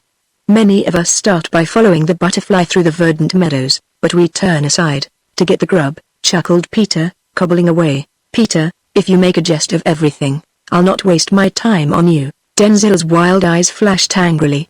He shook his long hair. Life was very serious to him. He never wrote comic verse intentionally. There are 3 reasons why men of genius have long hair. One is, that they forget it is growing. The second is, that they like it. The third is, that it comes cheaper. They wear it long for the same reason that they wear their hats long. Owing to this peculiarity of genius, you may get quite a reputation for lack of tuppence. The economic reason did not apply to Zangwill, who could always get credit with the profession on the strength of his appearance. Therefore, when street Arabs vocally commanded him to get his hair cut, they were doing no service to barbers. Why does all the world watch over barbers and conspire to promote their interests? Zangwill would have told you it was not to serve the barbers, but to gratify the crowd's instinctive resentment of originality. In his palmy days Zangwill had been an editor, but he no more thought of turning his scissors against himself than of swallowing his paste. The efficacy of hair has changed since the days of Samson, otherwise Zangwill would have been a Hercules instead of a long, thin, nervous man, looking too brittle and delicate to be used even for a pipe cleaner. The narrow oval of his face sloped to a pointed, untrimmed beard. His linen was reproachable, his dingy boots were down at heel, and his cocked hat was drab with dust. Such are the effects of a love for the beautiful. Peter Kroll was impressed with Zangwill's condemnation of flippancy, and he hastened to turn off the joke. "I'm quite serious," he said. "Butterflies are no good to nothing or nobody, caterpillars at least save the birds from starving." "Just like your view of things, Peter," said Zangwill. "Good morning, Madame." This to Mrs. Kroll, to whom he removed his hat with elaborate courtesy. Mrs. Kroll grunted and looked at her husband with a note of interrogation in each eye. For some seconds Kroll stuck to his last, endeavoring not to see the question. He shifted uneasily on his stool. His wife coughed grimly. He looked up, saw her towering over him, and helplessly shook his head in a horizontal direction. It was wonderful how Mrs. Kroll towered over Mr. Kroll, even when he stood up in his shoes. She measured half an inch less. It was quite an optical illusion. "Mr. Kroll," said Mrs. Kroll, "then I'll tell him." "No, no, my dear, not yet," faltered Peter helplessly. "Leave it to me. I've left it to you long enough." "You'll never do nothing." If it was a question of proving to a lot of chuckleheads that Geology and Genesis, or some other dead and gone scripture folk that don't cons are no mortal soul, used to contradict each other, your tongue you'd run 13 to the dozen. But when it's a matter of talking the bread out o' the mouths o' your own children, you ain't got no more to say for yourself than a lamppost. Here's a man staying with you for weeks and weeks eating and drinking the flesh off your bones without paying a far. "Hush, hush, mother, it's all right," said poor Kroll, red as fire. Zangwill looked at her dreamily. "Is it possible you are alluding to me, Mrs. Kroll?" he said. "Who then should I be alluding to, Mr. Cantercot? Here's 7 weeks come and gone, and not a blessed halfpenny have I, my dear Mrs. Kroll," said Zangwill, removing his cigarette from his mouth with a pained air. "Why reproach me for your neglect, my neglect?" "I like that, I don't," said Zangwill, more sharply. "If you had sent me in the bill you would have had the money long ago. How do you expect me to think of these details? We ain't so grand down here. People pays their way, they don't get no bills," said Mrs. Kroll, accentuating the word with infinite scorn. Peter hammered away at a nail, as though to drown his spouse's voice. "It's £3.14 and 8 pence, if you're so anxious to know," Mrs. Kroll resumed. "And there ain't a woman in the Mile End Road as you'd done it cheaper, with bread at 4 3 farden a quartern and landlords clamouring for rent every Monday morning almost afore the sun's up and folks dragging and slidering until their shoes is only fit to throw after brides, and Christmas coming in 7 pence a week for schooling." Peter winced under the last item. He had felt it coming like Christmas. His wife and he parted company on the question of free education. Peter felt that, having brought 9 children into the world, it was only fair he should pay a penny a week for each of those old enough to bear educating. His better half argued that, having so many children, they ought in reason to be exempted. Only people who had few children could spare the penny. But the one point on which the cobbler skeptic of the Mile End Road got his way was this of the fees. It was a question of conscience, and Mrs. Kroll had never made application for their remission, though she often slapped her children in vexation instead. They were used to slapping, and when nobody else slapped them they slapped one another. They were bright, ill-mannered brats, who pestered their parents and worried their teachers, and were happy as the road was long. "Bother the school fees," Peter retorted, vexed. "Mr. Cantercot's not responsible for your children." "I should hope not, indeed, Mr. Kroll," Mrs. Kroll said sternly. "I'm ashamed of you." And with that she flounced out of the shop into the back parlor. "It's all right," Peter called after her soothingly. "The money'll be all right, mother. In lower circles it is customary to call your wife your mother, In somewhat superior circles it is the fashion to speak of her as the wife as you speak of the stock exchange, or the Thames, without claiming any peculiar property. Instinctively men are ashamed of being moral and domesticated. Zangwill puffed his cigarette, unembarrassed. Peter bent attentively over his work, making nervous stabs with his awl. There was a long silence. An organ grinder played a waltz outside, unregarded, and, failing to annoy anybody, moved on. Zangwill lit another cigarette. The dirty-faced clock on the shop wall chimed 12. "What do you think?" said Kroll. "Of republics. They are low," Zangwill replied. "Without a monarch there is no visible incarnation of authority." "What? Do you call Queen Victoria visible, Peter? Do you want to drive me from the house? Leave frivolousness to women, whose minds are only large enough for domestic difficulties. Republics are low. Plato mercifully kept the poets out of his. Republics are not congenial soil for poetry. What nonsense. If England dropped its fad of monarchy and became a republic tomorrow." "Do you mean to say that?" "I mean to say that there would be no poet laureate to begin with. Who's fribbling now? You or me, Cantacott? But I don't care a button hook about poets, present company always accepted. I'm only a plain man, and I want to know where's the sense of giving any one person authority over everybody else?" "Ah, that's what Tom Mortlake used to say. Wait till you're in power, Peter, with trade union money to control, and working men bursting to give you flying angels and to carry you aloft, like a banner, Hut saying, 'Ah, that's because he's head and shoulders above em already,'" said Kroll, with a flash in his sad grey eyes. "Still, it don't prove that I talk any different. And I think you're quite wrong about his being spoiled. Tom's a fine fellow, a man every inch of him, and that's a good many. I don't deny he has his weaknesses, and there was a time when he stood in this very shop and denounced that poor dead Constant. 'Kroll,' said he, 'that man'll do mischief. I don't like these kid-glove philanthropists mixing themselves up in practical labor disputes they don't understand.'" Zangwill whistled involuntarily. "It was a piece of news, I dare say," continued Kroll. "He's a bit jealous of anybody's interference with his influence. But in this case the jealousy did wear off, you see, for the poor fellow, and he got quite pals, as everybody knows. Tom's not the man to hug a prejudice. However, all that don't prove nothing against republics. Look at the Tsar and the Juice. I'm only a plain man, but I wouldn't live and rush not for all the leather in it. An Englishman, taxed as he is to keep up his fad of monarchy, is at least king in his own castle, whoever bosses it at Windsor. Excuse me a minute. The Mrs. is Gwyn. Excuse me a minute. I'm going, and I want to say before I go I feel it is only right you should know at once that after what has passed today I can never be on the same footing here as in the shall I say pleasant ? Days of yore." "Oh, no, Cantacott.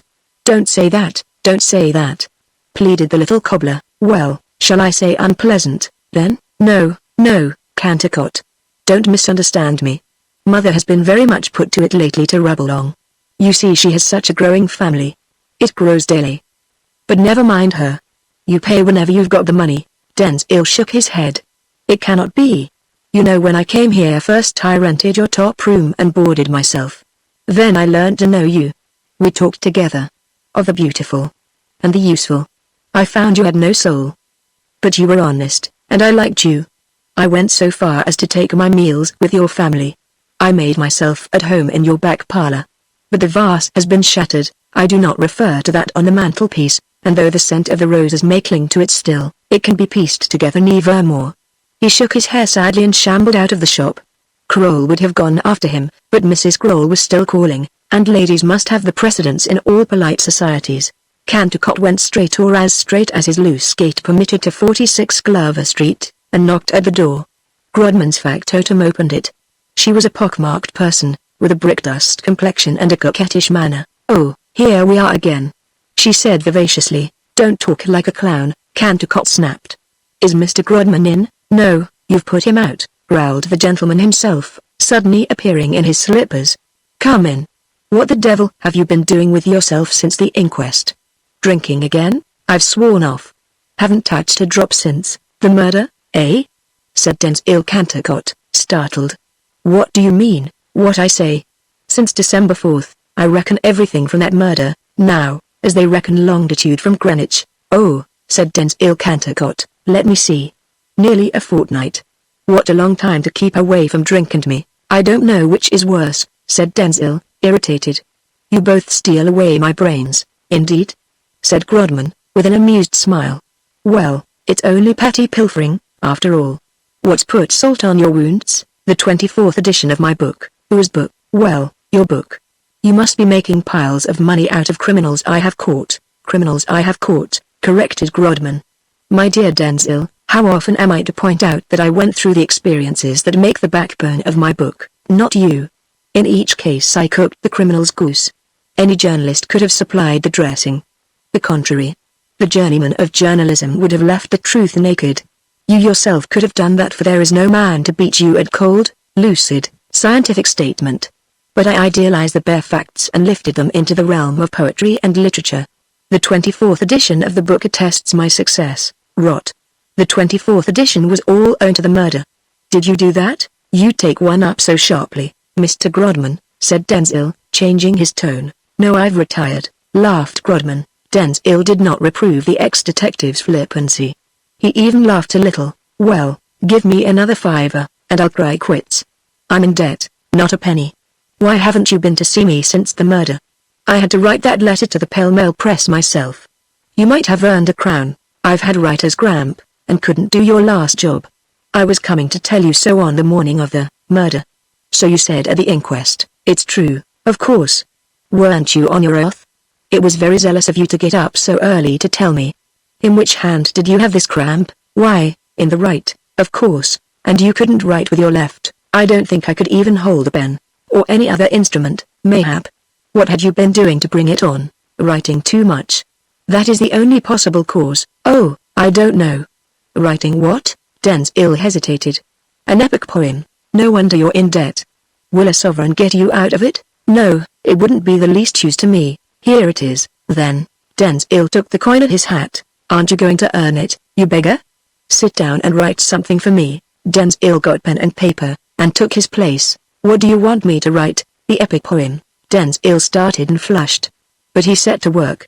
Grodman leaned back in his armchair and laughed, studying the poet's grave face. Denzil wrote 3 lines and paused. Can't remember any more? Well, read me the start. Denzil read. Of man's first disobedience and the fruit of that forbidden tree whose mortal taste brought death into the world. Hold on, cried Grodman, what morbid subjects you choose. To be sure, morbid. Why, Milton chose the same subject. Blow Milton. Take yourself off, you and your epics. Denzil went. The pockmarked person opened the street door for him. When am I to have that new dress, dear? She whispered coquettishly. I have no money, Jane, he said shortly. You have a sovereign. Denzil gave her the sovereign, and slammed the door viciously. Grodman overheard their whispers, and laughed silently. His hearing was acute. Jane had first introduced Denzil to his acquaintance about 2 years ago, when he spoke of getting an amanuensis, and the poet had been doing odd jobs for him ever since. Grodman argued that Jane had her reasons. Without knowing them, he got a hold over both. There was no one, he felt, he could not get a hold over. All men and women have something to conceal, and you have only to pretend to know what it is. Thus Grodman, who was nothing if not scientific. Denzil Cantercot shambled home thoughtfully, and abstractedly took his place at the Kroll dinner table. Chapter 6. Mrs. Kroll surveyed Denzil Cantercot so stonily and cut him his beef so savagely that he said grace when the dinner was over. Peter fed his metaphysical genius on tomatoes. He was tolerant enough to allow his family to follow their fads, but no savory smells ever tempted him to be false to his vegetable loves. Besides, meat might have reminded him too much of his work. There is nothing like leather, but bow beefsteaks occasionally come very near it. After dinner Denzil usually indulged in poetic reverie. But today he did not take his nap. He went out at once to raise the wind. But there was a dead calm everywhere. In vain he asked for an advance at the office of the Milan Mirror, to which he contributed scathing leaderettes about vestrymen. In vain he trudged to the city and offered to write the Ham and Eggs Gazette an essay on the modern methods of bacon curing. Denzil knew a great deal about the breeding and slaughtering of pigs, smoke lofts and drying processes, having for years dictated the policy of the New Pork Herald in these momentous matters. Denzil also knew a great deal about many other esoteric matters, including weaving machines, the manufacture of cabbage leaves and snuff, and the inner economy of drain pipes. He had written for the trade papers since boyhood. But there is great competition on these papers. So many men of literary gifts know all about the intricate technicalities of manufactures and markets, and are eager to set the trade right. Grodman perhaps hardly allowed sufficiently for the step backward that Zangwill made when he devoted his whole time for months to criminals I have caught. It was as damaging as a debauch. For when your rivals are pushing forward, to stand still is to go back. In despair Zangwill shambled toilsomely to Bethnal Green. He paused before the window of a little tobacconist's shop, wherein was displayed a placard announcing, "Plots for sale." The announcement went on to state that a large stock of plots was to be obtained on the premises, embracing sensational plots, humorous plots, love plots, religious plots, and poetic plots, also complete manuscripts, original novels, poems and tales. Apply within. It was a very dirty-looking shop, with begrimed bricks and blackened woodwork. The window contained some musty old books, an assortment of pipes and tobacco, and a large number of the vilest daubs unhung, painted in oil on academy boards, and unframed. These were intended for landscapes, as you could tell from the titles. The most expensive was Chingford Church, and it was marked 1s. 9d. The others ran from 6d to 1s. 3d, and were mostly representations of Scotch scenery, a loch with mountains in the background, with solid reflections in the water and a tree in the foreground. Sometimes the tree would be in the background. Then the loch would be in the foreground. Sky and water were intensely blue in all. The name of the collection was Original Oil Paintings Done by Hand. Dust lay thick upon everything, as if carefully shoveled on, and the proprietor looked as if he slept in his shop window at night without taking his clothes off. He was a gaunt man with a red nose, long but scanty black locks covered by a smoking cap, and a luxuriant black moustache. He smoked a long clay pipe, and had the air of a broken-down operatic villain. "Ah, good afternoon, Mr. Cantacott," he said, rubbing his hands, half from cold, half from usage. "What have you brought me?" "Nothing," said Zangwill, "but if you will lend me a sovereign I'll do you a stunner." The operatic villain shook his locks, his eyes full of porky cunning. "If you did it after that it would be a stunner." What the operatic villain did with these plots, and who bought them, Cantacott never knew nor cared to know.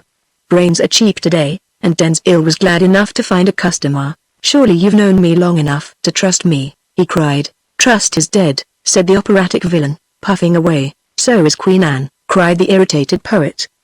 His eyes took a dangerous hunted look. Money he must have. But the operatic villain was inflexible. No plot, no supper. Poor Zangwill went out flaming. He knew not where to turn. Temporarily he turned on his heel again and stared despairingly at the shop window. Again he read the legend, "Plots for sale."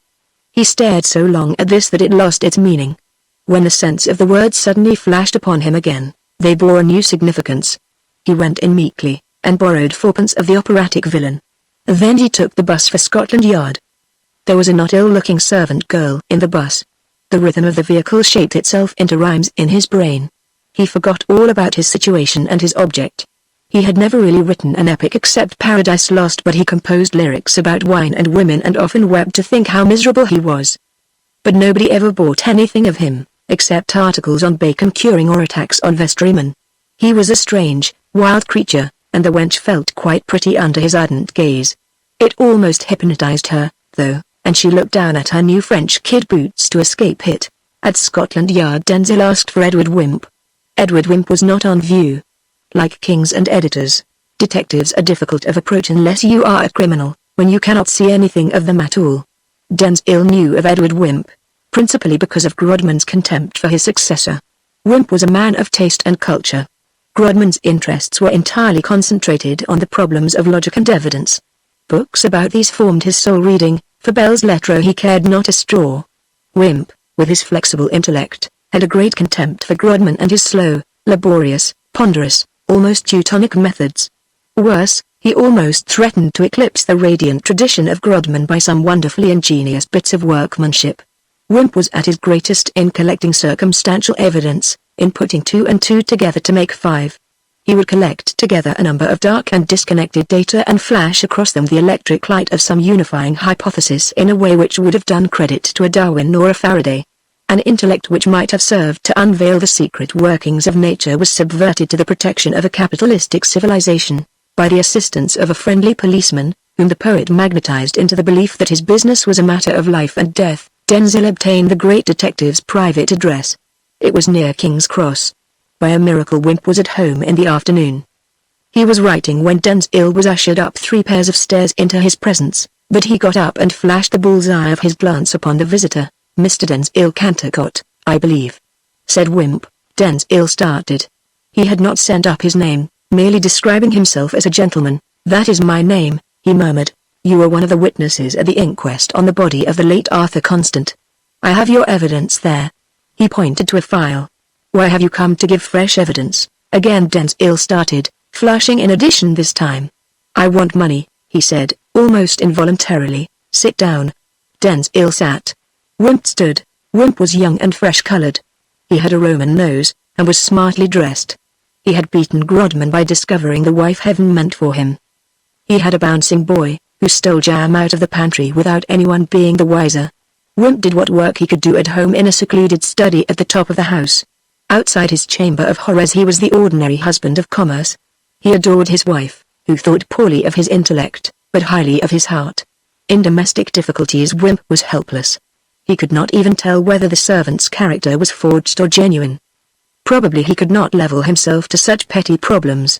He was like the senior wrangler who has forgotten how to do quadratics, and has to solve equations of the second degree by the calculus. "How much money do you want?" he asked. "I do not make bargains," Zangwill replied, his calm come back by this time. "I came to tender you a suggestion. It struck me that you might offer me a favor for my trouble. Should you do so, I shall not refuse it. You shall not refuse it if you deserve it." "Good. I will come to the point at once. My suggestion concerns Tom Mortlake." Zangwill threw out the name as if it were a torpedo. Wimp did not move. "Tom Mortlake," went on Zangwill, looking disappointed, "had a sweetheart." He paused impressively. Wimp said yes. "Where is that sweetheart now?" "Where, indeed? You know about her disappearance? You have just informed me of it." "Yes, she is gone without a trace. She went about a fortnight before Mr. Constant's murder." "Murder? How do you know it was a murder?" "Mr. Grodman says so," said Zangwill, startled again. Isn't that rather a proof that it was suicide?" "Well, go on." "About a fortnight before the suicide, Jessie Diamond disappeared. So they tell me in Stepney Green, where she lodged and worked." "What was she?" "She was a dressmaker. She had a wonderful talent. Quite fashionable ladies got to know of it.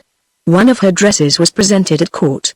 I think the lady forgot to pay for it, so Jessie's landlady said." "Did she live alone?" "She had no parents, but the house was respectable, good-looking, I suppose, as a poet's dream, as yours, for instance." "I am a poet, I dream." "You dream you are a poet. Well, well. She was engaged to Mortlake." "Oh, yes. They made no secret of it. The engagement was an old one. When he was earning 36s a week as a compositor they were saving up to buy a home. He worked at Relton and Hawkes, who print the New Pork Herald. I used to take my copy into the comp's room, and one day the father of the chapel told me all about Mortlake and his young woman. Ye gods! How times are changed. 2 years ago Mortlake had to struggle with my calligraphy. Now he is in with all the knobs, and goes to the at-homes of the aristocracy. Radical M.P.S., murmured Wimp, smiling, while I am still barred from the dazzling drawing rooms, where beauty and intellect foregather. A mere artisan. A manual laborer. Zangwill's eyes flashed angrily. He rose with excitement. "They say he always was a jabberer in the composing room, and he has jabbered himself right out of it and into a pretty good thing. He didn't have much to say about the crimes of capital when he was set up to second the toast of Railton and Hawkes at the bean feast." Toast and butter," said Wimp genially. "I shouldn't blame a man for serving the two together, Mr. Cantercot." Zangwill forced to laugh. "Yes, but consistency is my motto. I like to see the royal soul immaculate, unchanging, immovable by fortune." Anyhow, when better times came for Mortlake the engagement still dragged on. He did not visit her so much. This last autumn he saw very little of her. "How do you know?" I was often in Stepney Green. My business took me past the house of an evening. Sometimes there was no light in her room. That meant she was downstairs gossiping with the landlady. She might have been out with Tom." "No, sir, I knew Tom was on the platform somewhere or other. He was working up to all hours organizing the 8 hours working movement, a very good reason for relaxing his sweethearting, it was. He never went to Stepney Green on a weeknight." "But you always did." "No, not every night." "You didn't go in?" "Never. She wouldn't permit my visits. She was a girl of strong character. She always reminded me of Flora MacDonald." "Another lady of your acquaintance?" "A lady I know better than the shadows who surround me, who is more real to me than the women who pester me for the price for apartments." Jessie Diamond, too, was of the race of heroines. Her eyes were clear blue, two wells with truth at the bottom of each. When I looked into those eyes my own were dazzled. They were the only eyes I could never make dreamy. He waved his hand as if making a pass with it. It was she who had the influence over me. You knew her then? Oh, yes. I knew Tom from the old New Pork Herald days, and when I first met him with Jessie hanging on his arm he was quite proud to introduce her to a poet. When he got on he tried to shake me off. You should have repaid him what you borrowed. It was only a trifle, stammered Zangwill. Yes, but the world turns on trifles, said the wise wimp. The world is itself a trifle, said the pensive poet. The beautiful alone is deserving of our regard.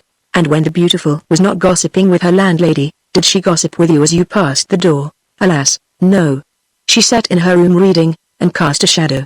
On your life? No. On the blind? Always one shadow? No, sir. Once or twice, too. Ah, you had been drinking, on my life, not. I have sworn off the treacherous wine cup, that's right. Beer is bad for poets. It makes their feet shaky. Whose was the second shadow? A man's, naturally. Mortlake's, perhaps? Impossible.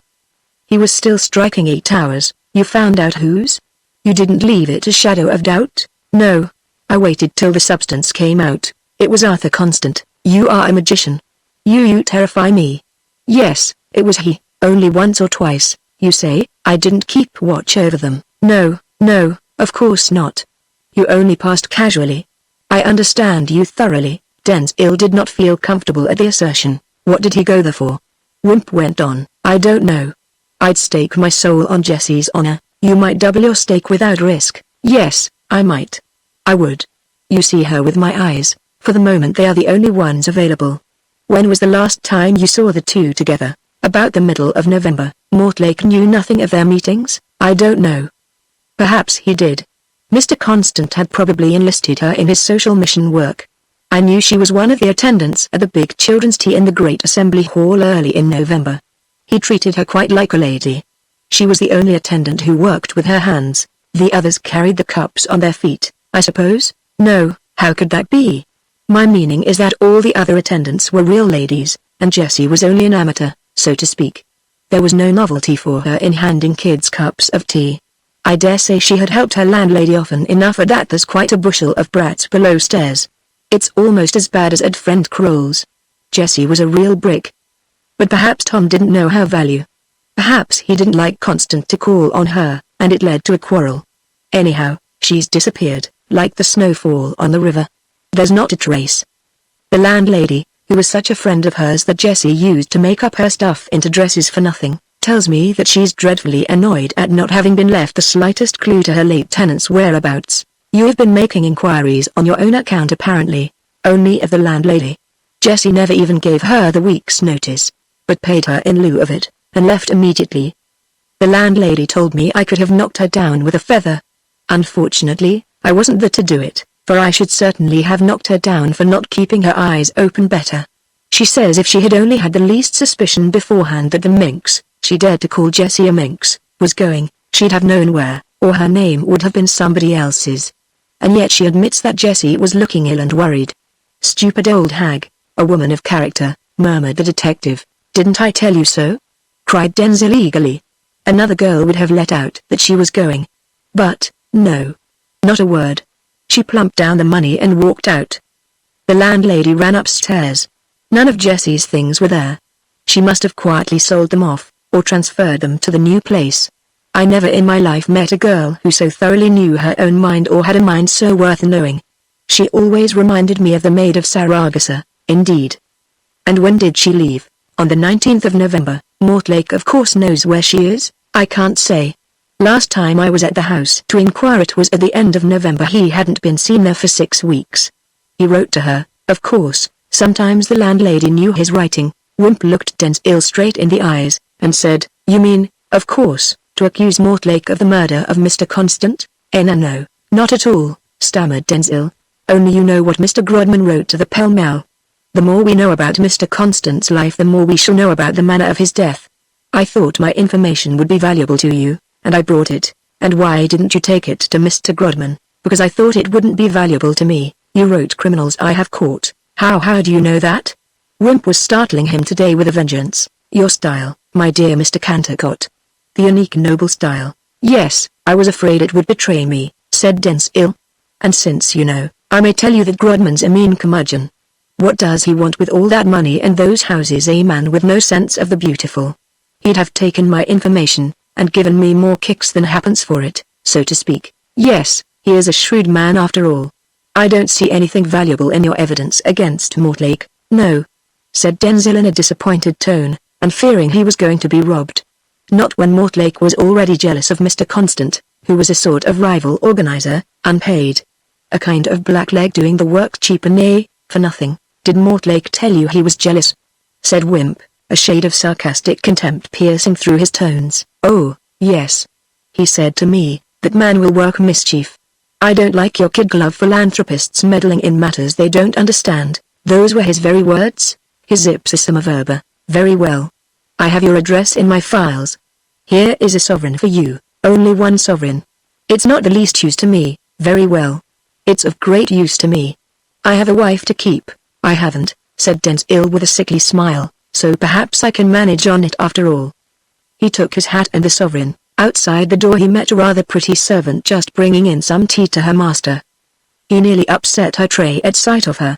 She seemed more amused at the encounter than he. Good afternoon, dear, she said coquettishly. You might let me have that sovereign. I do so want a new Sunday bonnet. Zangwill gave her the sovereign, and slammed the hall door viciously when he got to the bottom of the stairs. He seemed to be walking arm in arm with the long arm of coincidence. Wimp did not hear the duologue. He was already busy on his evening's report to headquarters. The next day Zangwill had a bodyguard wherever he went.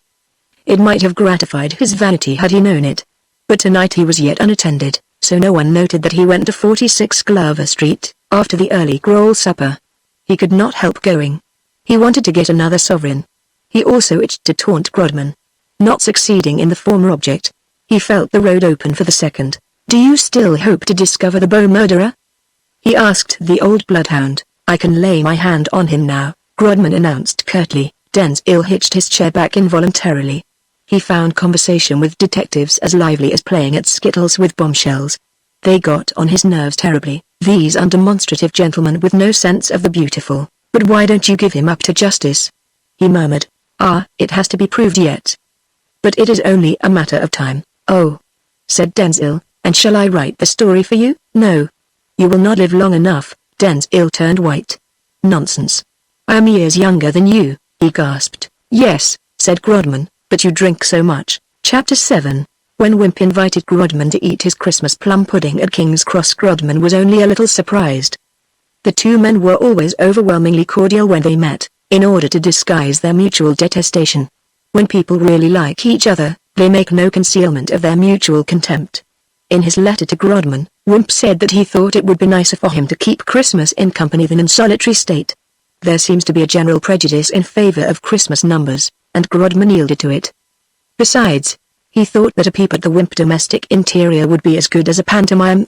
He quite enjoyed the fun that was coming, for he knew that Wimp had not invited him out of mere peace and goodwill. There was only one other guest at the festive board. This was Wimp's wife's mother's mother, a lady of sweet 70. Only a minority of mankind can obtain a grandmother-in-law by marrying, but Wimp was not unduly conceited. The old lady suffered from delusions. One of them was that she was a centenarian. She dressed for the part. It is extraordinary what pains ladies will take to conceal their age. Another of Wimp's grandmother-in-law's delusions was that Wimp had married to get her into the family.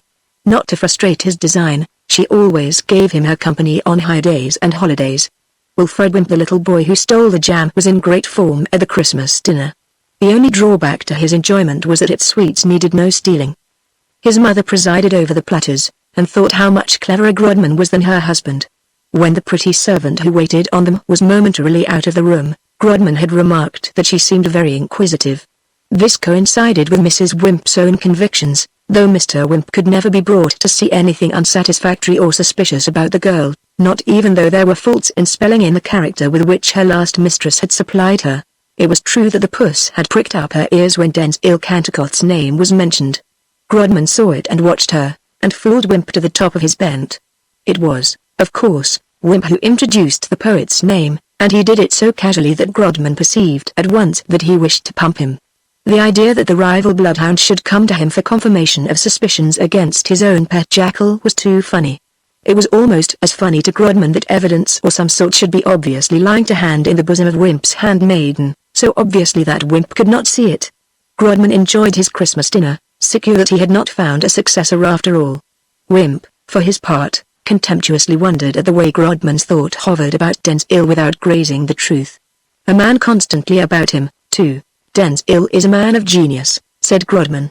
And as such comes under the heading of suspicious characters. He has written an epic poem and read it to me. It is morbid from start to finish. There is death in the third line. I dare say you know he polished up my book. Grodman's artlessness was perfect. No. You surprise me, Wimp replied. I'm sure he couldn't have done much to it. Look at your letter in the pell-mell. Who wants more polish and refinement than that showed? Ah, I didn't know you did me the honor of reading that. Oh, yes, we both read it, put in Mrs. Wimp. I told Mr. Wimp it was clever and cogent. After that quotation from the letter to the poor fellow's fiancée there could be no more doubt but that it was murder. Mr. Wimp was convinced by it, too, weren't you, Edward? Edward coughed uneasily. It was a true statement, and therefore an indiscreet. Grodman would plume himself terribly. At this moment Wimp felt that Grodman had been right in remaining a bachelor. Grodman perceived the humor of the situation, and wore a curious, sub-mocking smile. On the day I was born, said Wimp's grandmother-in-law, over 100 years ago, there was a babe murdered. Wimp found himself wishing it had been she. He was anxious to get back to Cantacot. Don't let us talk shop on Christmas Day, he said, smiling at Grodman. Besides, murder isn't a very appropriate subject. No, it ain't, said Grodman. How did we get onto it? Oh, yes, Denzil Cantacot. Ha. Ha. Ha. That's curious, for since Denzil wrote Criminals I Have Caught, his mind's running on nothing but murders. A poet's brain is easily turned. Wimp's eye glittered with excitement and contempt for Grodman's blindness. In Grodman's eye there danced an amused scorn of Wimp. To the outsider his amusement appeared at the expense of the poet. Having wrought his rival up to the highest pitch Grodman slyly and suddenly unstrung him. How lucky for Denzil, he said, still in the same naive, facetious Christmassy tone, that he can prove an alibi in this constant affair. An alibi? Gasped Wimp. Really? Oh, yes. He was with his wife, you know. She's my woman of all work, Jane. She happened to mention his being with her. Jane had done nothing of the kind. After the colloquy he had overheard Grodman had set himself to find out the relation between his two employees. By casually referring to Denzil as your husband he so startled the poor woman that she did not attempt to deny the bond. Only once did he use the two words, but he was satisfied. As to the alibi he had not yet troubled her, but to take its existence for granted would upset and discomfort Wimp. For the moment that was triumph enough for Wimp's guest. Pa, said Wilfred Wimp, what's a alibi? A marble? No, my lad, said Grodman, it means being somewhere else when you're supposed to be somewhere. Ah, playing truant, said Wilfred self-consciously, his schoolmaster had often proved an alibi against him. Then Denzil will be hanged. Was it a prophecy? Wimp accepted it as such, as an oracle from the gods bidding him mistrust Grodman. Out of the mouths of little children issueth wisdom, sometimes even when they are not saying their lessons. When I was in my cradle, a century ago, said Wimp's grandmother-in-law, men were hanged for stealing horses. They silenced her with snapdragon performances. Wimp was busy thinking how to get at Grodman's factotum. Grodman was busy thinking how to get at Wimp's domestic. Neither received any of the usual messages from the Christmas bells. The next day was sloppy and uncertain. A thin rain drizzled languidly. One can stand that sort of thing on a summer bank holiday, one expects it. But to have a bad December bank holiday is too much of a bad thing. Some steps should surely be taken to confuse the weather clerk's chronology. Once let him know that bank holiday is coming, and he writes to the company for more water. Today his stock seemed low and he was dribbling it out. At times the wintry sun would shine in a feeble, diluted way, and though the holiday makers would have preferred to take their sunshine neat, they swarmed forth in their myriads whenever there was a ray of hope. But it was only dodging the raindrops. Up went the umbrellas again, and the streets became meadows of ambulating mushrooms. Denzil Cantacot sat in his fur overcoat at the open window, looking at the landscape in watercolors. He smoked an after-dinner cigarette, and spoke of the beautiful. Kroll was with him. They were in the first floor front, Kroll's bedroom, which, from its view of the Mile End Road, was livelier than the parlor with its outlook on the backyard.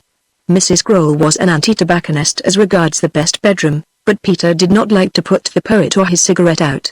He felt there was something in common between smoke and poetry, over and above their being both fads. Besides, Mrs. Grohl was sulking in the kitchen. She had been arranging for an excursion with Peter and the children to Victoria Park. She had dreamed of the Crystal Palace, but Santa Claus had put no gifts in the cobbler's shoes. Now she could not risk spoiling the feather in her bonnet. The 9 brats expressed their disappointment by slapping one another on the staircases. Peter felt that Mrs. Grohl connected him in some way with the rainfall, and was unhappy.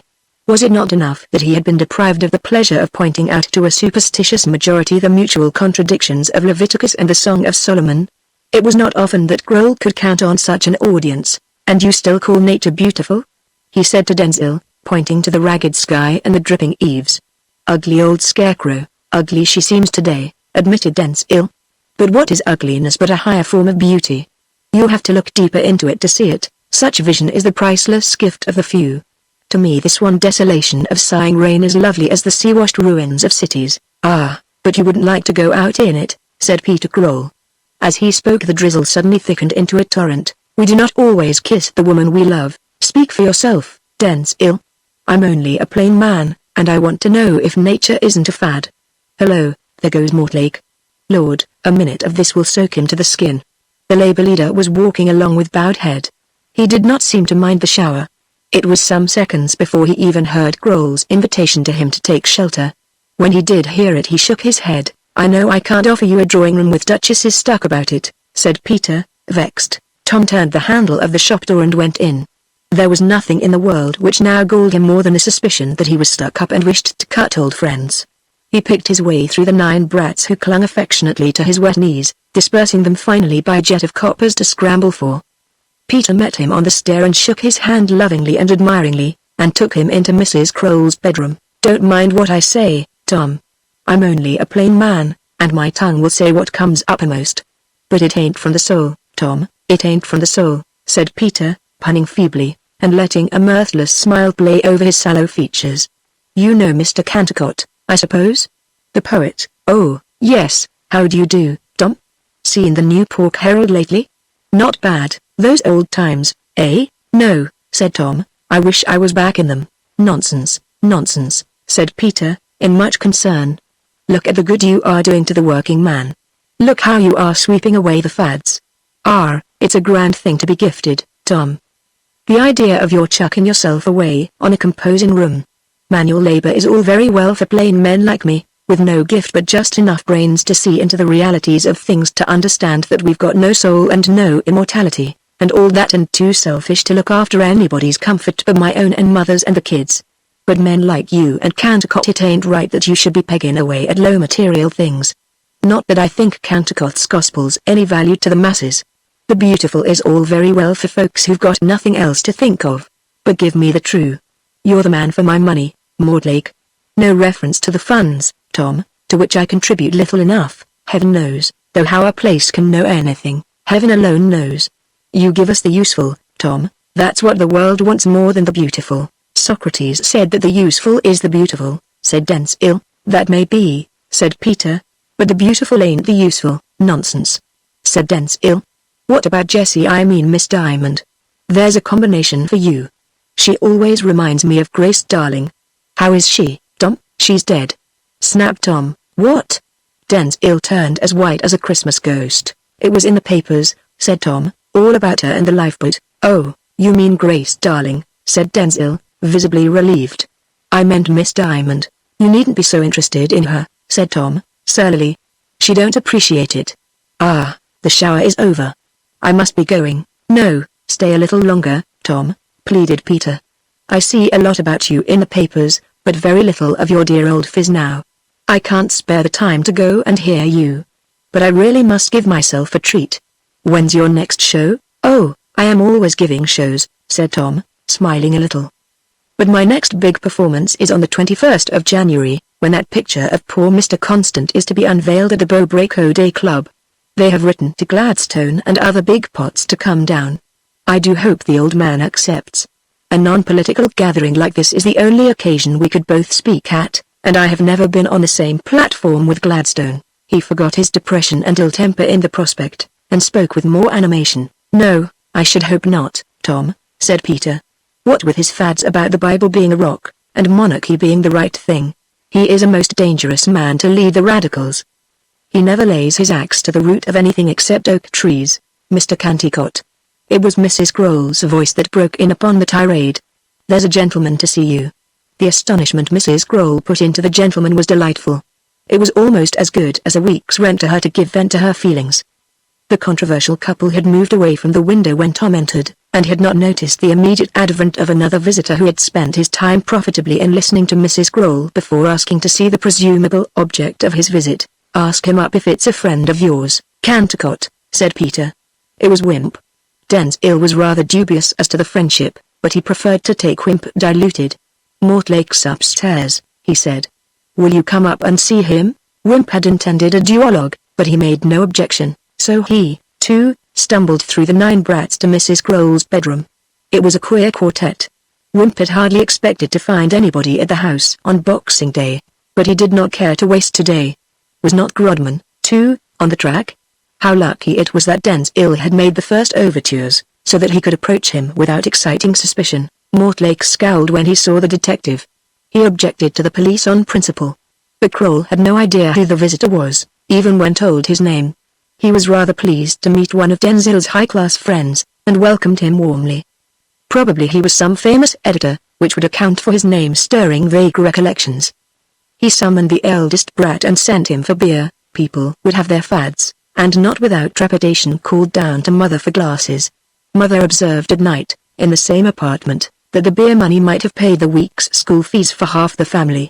"We were just talking of poor Mr. Constant's portrait, Mr. Wimp," said the unconscious Grohl. "They're going to unveil it, Mortlake tells me, on the 21st of next month at the Beaubraco Day Club." "Ah," said Wimp, elated at being spared the trouble of maneuvering the conversation. "Mysterious affair that, Mr. Grohl." "No, it's the right thing," said Peter. "There ought to be some memorial of the man in the district where he worked and where he died, poor chap." The cobbler brushed away a tear. "Yes, it's only right," echoed Mortlake a whit eagerly. "He was a noble fellow, a true philanthropist. The only thoroughly unselfish worker I've ever met." "He was that," said Peter, "and it's a rare pattern is unselfishness. Poor fellow, poor fellow. He preached the useful, too. I've never met his like. Ah, I wish there was a heaven for him to go to." He blew his nose violently with a red pocket handkerchief. "Well, he's there, if there is," said Tom. "I hope he is," added Wimp fervently, "but I shouldn't like to go there the way he did." "You were the last person to see him, Tom, weren't you?" said Denzil. "Oh, no," answered Tom quickly. "You remember he went out after me, at least, so Mrs. Drabdump said at the inquest. That last conversation he had with you, Tom," said Denzil.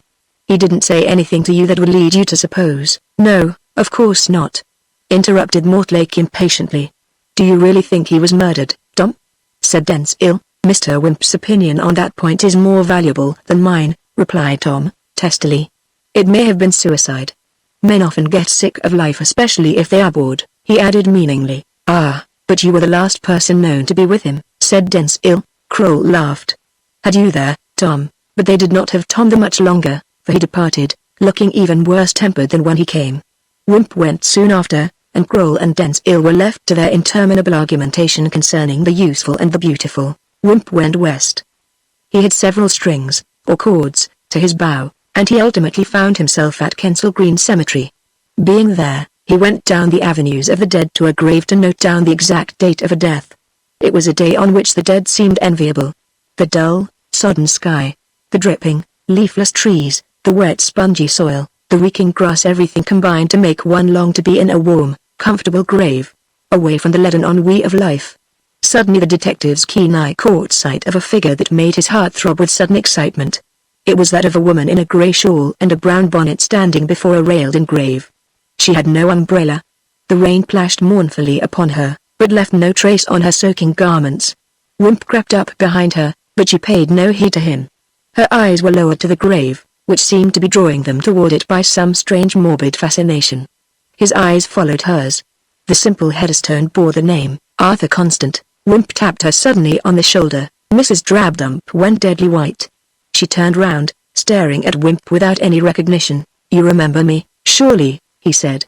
"I've been down once or twice to your place about that poor gentleman's papers." His eye indicated the grave. "Law. I remember you now," said Mrs. Drabdump. "Won't you come under my umbrella? You must be drenched to the skin." "It don't matter, sir. I can't take no hurt. I've had the rheumatics this 20 year." Mrs. Drabdump shrank from accepting Wimp's attentions, not so much perhaps because he was a man as because he was a gentleman. Mrs. Drabdump liked to see the fine folks keep their place, and not contaminate their skirts by contact with the lower castes. "It's set wet, it'll rain right into the new year," she announced. "And they say a bad beginning makes a worse ending." Mrs. Drabdump was one of those persons who give you the idea that they just missed being born barometers. "But what are you doing in this miserable spot, so far from home?" queried the detective. "It's bank holiday," Mrs. Drabdump reminded him in tones of acute surprise. "I always make a excursion on bank holiday." Chapter 8. The new year brought Mrs. Drabdump a new lodger. He was an old gentleman with a long grey beard.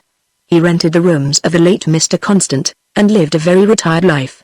Haunted rooms, or rooms that ought to be haunted if the ghosts of those murdered in them had any self-respect, are supposed to fetch a lower end in the market. The whole Irish problem might be solved if the spirits of Mr. Balfour's victims would only depreciate the value of property to a point consistent with the support of an agricultural population. But Mrs. Drabdump's new lodger paid so much for his rooms that he laid himself open to a suspicion of special interest in ghosts. Perhaps he was a member of the Psychical Society. The neighborhood imagined him another mad philanthropist, but as he did not appear to be doing any good to anybody, it relented and conceded his sanity. Mortlake, who occasionally stumbled across him in the passage, did not trouble himself to think about him at all. He was too full of other troubles and cares. Though he worked harder than ever, the spirit seemed to have gone out of him. Sometimes he forgot himself in a fine rapture of eloquence, slashing himself up into a divine resentment of injustice or a passion of sympathy with the sufferings of his brethren, but mostly he plodded on in dull, mechanical fashion. He still made brief provincial tours, starring a day here and a day there, and everywhere his admirers remarked how jaded and overworked he looked. There was talk of starting a subscription to give him a holiday on the continent, a luxury obviously unobtainable on the few pounds allowed him per week.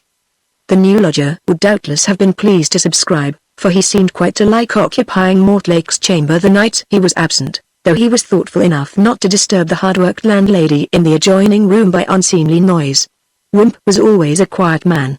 Meantime the 21st of the month approached, and the East End was in excitement. Mr. Gladstone had consented to be present at the ceremony of unveiling the portrait of Arthur Constant, presented by an unknown donor to the Bowbraco Day Club, and it was to be a great function. The whole affair was outside the lines of party politics, so that even Conservatives and Socialists considered themselves justified in pestering the committee for tickets. To say nothing of ladies. As the committee desired to be present themselves, 9/10 of the applications for admission had to be refused, as is usual on these occasions. The committee agreed among themselves to exclude the fair sex altogether as the only way of disposing of their womankind who were making speeches as long as Mr. Gladstone's.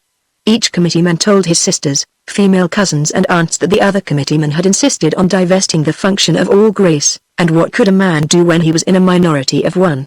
Kroll, who was not a member of the Braco Day Club, was particularly anxious to hear the great orator whom he despised. Fortunately Mortlake remembered the cobbler's anxiety to hear himself, and on the eve of the ceremony sent him a ticket. Kroll was in the first flush of possession when Denzil Cantercot returned, after a sudden and unannounced absence of 3 days. His clothes were muddy and tattered, his cocked hat was deformed, his cavalier beard was matted, and his eyes were bloodshot. The cobbler nearly dropped the ticket at the sight of him. "Hello, Cantercot," he gasped. "Why, where have you been all these days?" "Terribly busy," said Denzil. "Here, give me a glass of water. I'm dry as the Sahara." Kroll ran inside and got the water, trying hard not to inform Mrs. Kroll of their lodger's return. Mother had expressed herself freely on the subject of the poet during his absence, and not in terms which would have commended themselves to the poet's fastidious literary sense. Indeed, she did not hesitate to call him a sponger and a low swindler, who had run away to avoid paying the piper. Her fool of a husband might be quite sure he would never set eyes on the scoundrel again. However, Mrs. Kroll was wrong. Here was Denzil back again. And yet Mr. Kroll felt no sense of victory. He had no desire to crow over his partner and to utter that "See, didn't I tell you so?" which is a greater consolation than religion in most of the misfortunes of life. Unfortunately, to get the water, Kroll had to go to the kitchen, and as he was usually such a temperate man, this desire for drink in the middle of the day attracted the attention of the lady in possession. Kroll had to explain the situation. Mrs. Kroll ran into the shop to improve it. Mr. Kroll followed in dismay, leaving a trail of spilled water in his wake. "You good-for-nothing, disreputable scarecrow, hush, mother. Let him drink. Mr. Cantacott is thirsty, does he care if my children are hungry?" Zangwill tossed the water greedily down his throat almost at a gulp, as if it were brandy. "Madame," he said, smacking his lips, "I do care. I care intensely. Few things in life would grieve me more deeply than to hear that a child, a dear little child, the beautiful in a nutshell, had suffered hunger. You wrong me." His voice was tremulous with a sense of injury. Tears stood in his eyes. "Wrong you? I've no wish to wrong you," said Mrs. Kroll. "I should like to hang you." "Don't talk of such ugly things," said Zangwill, touching his throat nervously. "Well, what have you been doing all this time?" "Why, what should I be doing? How should I know what became of you?" "I thought it was another murder." "What?" Zangwill's glass dashed to fragments on the floor. "What do you mean?" But Mrs. Kroll was glaring too viciously at Mr. Kroll to reply. He understood the message as if it were printed. It ran, "You have broken one of my best glasses. You have annihilated threepence, or a week's school fees for half the family." Peter wished she would turn the lightning upon Zangwill, a conductor down whom it would run innocuously. He stooped down and picked up the pieces as carefully as if they were cuttings from the quinoa ore. Thus the lightning passed harmlessly over his head and flew toward Cantacott. "What do I mean?" Mrs. Kroll echoed, as if there had been no interval. "I mean that it would be a good thing if you had been murdered." "What unbeautiful ideas you have, to be sure," murmured Zangwill. "Yes, but they'd be useful," said Mrs. Kroll, who had not lived with Peter all these years for nothing. "And if you haven't been murdered, what have you been doing, my dear, put in Kroll, deprecatingly, looking up from his quadrupedal position like a sad dog. "You are not Cantacott's keeper." "Oh, ain't I?" flashed his spouse. "Who else keeps him, I should like to know?" Peter went on picking up the pieces of the quinoa ore. "I have no secrets from Mrs. Kroll," Zangwill explained courteously. "I have been working day and night bringing out a new paper. Haven't had a wink of sleep for 3 nights. Peter looked up at his bloodshot eyes with respectful interest. "The capitalist met me in the street, an old friend of mine. I was overjoyed at the rencontre and told him the idea I'd been brooding over for months, and he promised to stand all the racket." "What sort of a paper?" said Peter. "Can you ask? To what do you think I've been devoting my days and nights but to the cultivation of the beautiful? Is that what the paper will be devoted to?" "Yes. To the beautiful, I know," snorted Mrs. Kroll, "with portraits of actresses." "Portraits? Oh, no," said Zangwill. "That would be the true, not the beautiful." "And what's the name of the paper?" asked Kroll. "Ah, that's a secret, Peter. Like Scott, I prefer to remain anonymous, just like your fads. I'm only a plain man, and I want to know where the fun of anonymity comes in. If I had any gifts, I should like to get the credit.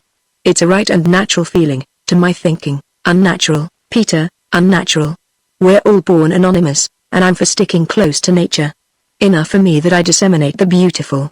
"Any letters come during my absence, Mrs. Kroll?" "No," she snapped. "But a gent named Grodman called. He said you hadn't been to see him for some time, and looked annoyed to hear you disappeared." "How much have you let him in for?" "The man's in my debt," said Zangwill, annoyed. "I wrote a book for him and he's taken all the credit for it, the rogue. My name doesn't appear even in the preface." "What's that ticket you're looking so lovingly at, Peter?" "That's for tonight, an unveiling of Constance' portrait. Gladstone speaks. Awful demand for places." "Gladstone?" sneered Zangwill. "Who wants to hear Gladstone? A man who's devoted his life to pulling down the pillars of church and state, a man who's devoted his whole life to propping up the crumbling fads of religion and monarchy. But, for all that, the man has his gifts, and I'm burning to hear him. I wouldn't go out of my way an inch to hear him," said Zangwill, and went up to his room, and when Mrs. Kroll sent him up a cup of nice strong tea at tea time, the brat who bore it found him lying dressed on the bed, snoring unbeautifully. The evening wore on. It was fine frosty weather. The Whitechapel Road swarmed, with noisy life, as though it were a Saturday night. The stars flared in the sky like the lights of celestial costermongers. Everybody was on the alert for the advent of Mr. Gladstone. He must surely come through the road on his journey from the West Bow wards. but nobody saw him or his carriage, except those about the hall. Probably he went by tram most of the way. He would have caught cold in an open carriage, or bobbing his head out of the window of a closed, if he had only been a German prince, or a cannibal king, said Kroll bitterly, as he plodded toward the club. We should have disguised my land in bunting and blue fire. But perhaps it's a compliment. He knows his London, and it's no use trying to hide the facts from him. They must have queer notions of cities, those monarchs. They must fancy everybody lives in a flutter of flags and walks about under triumphal arches, like as if I were to stitch shoes in my Sunday clothes. By a defiance of chronology, Kroll had them on today, and they seemed to accentuate the simile. And why shouldn't life be fuller of the beautiful, said Zangwill. The poet had brushed the reluctant mud off his garments to the extent it was willing to go, and had washed his face, but his eyes were still bloodshot from the cultivation of the beautiful. Zangwill was accompanying Kroll to the door of the club out of good fellowship. Zangwill was himself accompanied by Grodman, though less obtrusively. Least obtrusively was he accompanied by his usual Scotland Yard shadows, Wimp's agents. There was a surging nondescript crowd about the club, and the police, and the doorkeeper, and the stewards could with difficulty keep out the tide of the ticketless, through which the current of the privileged had equal difficulty in permeating. The streets all around were thronged with people longing for a glimpse of Gladstone. Mortlake drove up in a hansom, his head a self-conscious pendulum of popularity, swaying and bowing to right and left, and received all the pent-up enthusiasm. Well, goodbye, Cantacot, said Kroll. No, I'll see you to the door, Peter. They fought their way shoulder to shoulder. Now that Grodman had found Zangwill, he was not going to lose him again. He had only found him by accident, for he was himself bound to the unveiling ceremony, to which he had been invited in view of his known devotion to the task of unveiling the mystery. He spoke to one of the policemen about, who said, sir, and he was prepared to follow Zangwill, if necessary, and to give up the pleasure of hearing Gladstone for an acuter thrill. The arrest must be delayed no longer, but Zangwill seemed as if he were going in on the heels of Kroll. This would suit Grodman better. He could then have the two pleasures.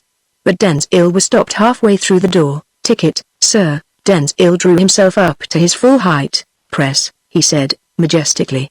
All the glories and grandeurs of the Fourth Estate were concentrated in that haughty monosyllable.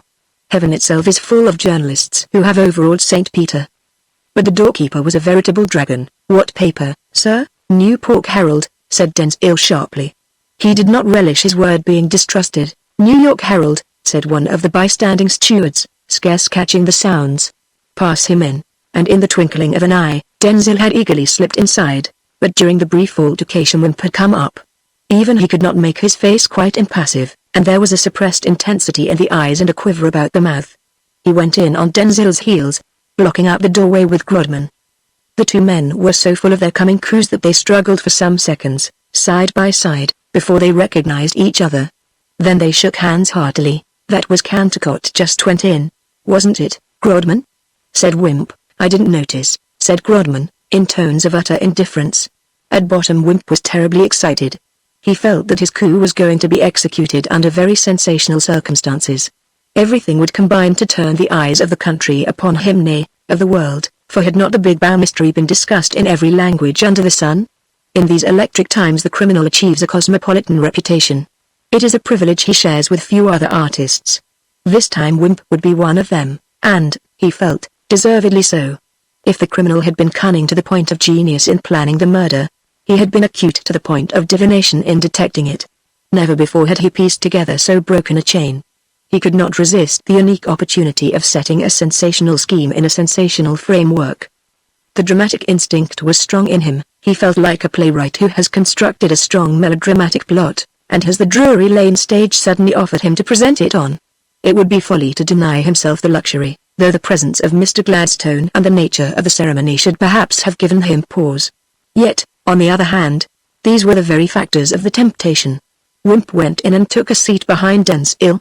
All the seats were numbered, so that everybody might have the satisfaction of occupying somebody else's. Zangwill was in the special reserved places in the front row just by the central gangway. Kroll was squeezed into a corner behind a pillar near the back of the hall. Grodman had been honored with a seat on the platform, which was accessible by steps on the right and left, but he kept his eye on Zangwill. The picture of the poor idealist hung on the wall behind Grodman's head, covered by its curtain of brown holland. There was a subdued buzz of excitement about the hall. which swelled into cheers every now and again as some gentleman known to fame or bow took his place upon the platform. It was occupied by several local M.P.s of varying politics, a number of other parliamentary satellites of the great man, 3 or 4 Labour leaders, a peer or 2 of philanthropic pretensions, a sprinkling of Toynbee and Oxford Hall men, the President and other honorary officials, some of the family and friends of the deceased, together with the inevitable percentage of persons who had no claim to be the saved cheek. Gladstone was later than Mortlake, who was cheered to the echo when he arrived, someone starting for "He's a jolly good fellow," as if it were a political meeting. Gladstone came in just in time to acknowledge the compliment. The noise of the song, trolled out from iron lungs, had drowned the huzzas heralding the old man's advent. The convivial chorus went to Mortlake's head, as if champagne had really preceded it. His eyes grew moist and dim. He saw himself swimming to the millennium on waves of enthusiasm. Ah, how his brother toilers should be rewarded for their trust in him. With his usual courtesy and consideration, Mr. Gladstone had refused to perform the actual unveiling of Arthur Constant's portrait.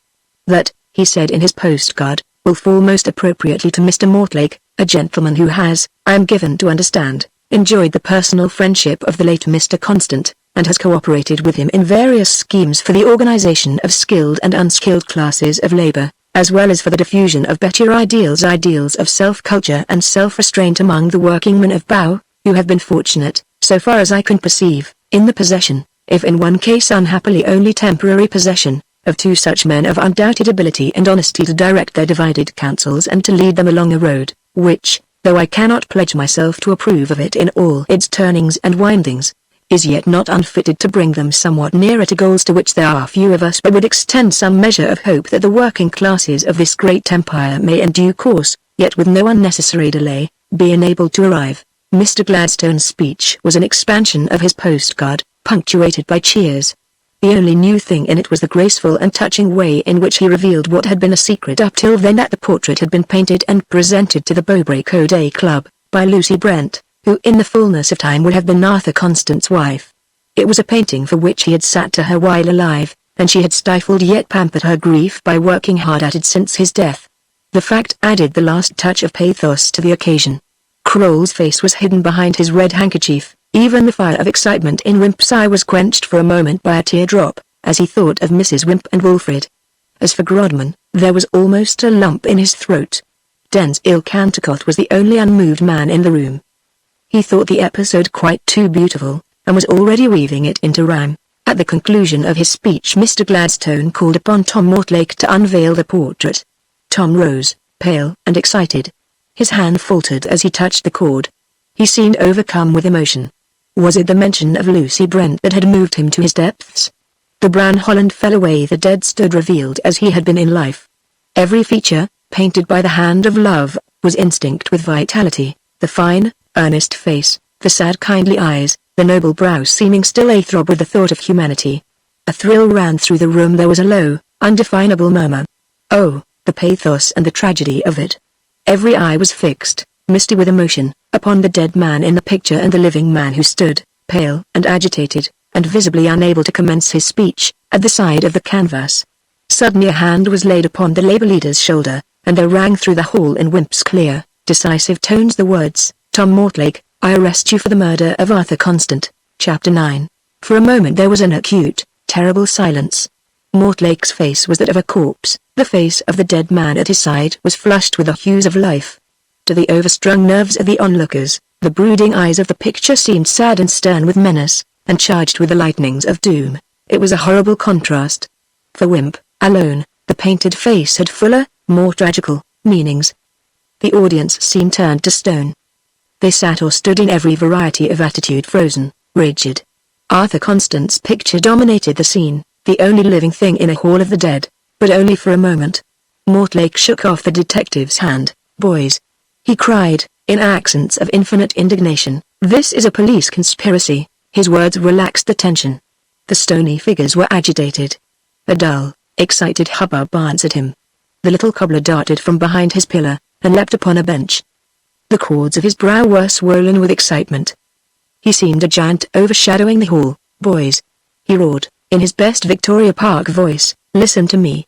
This charge is a foul and damnable lie. Bravo! Hear, hear! Hooray! It is.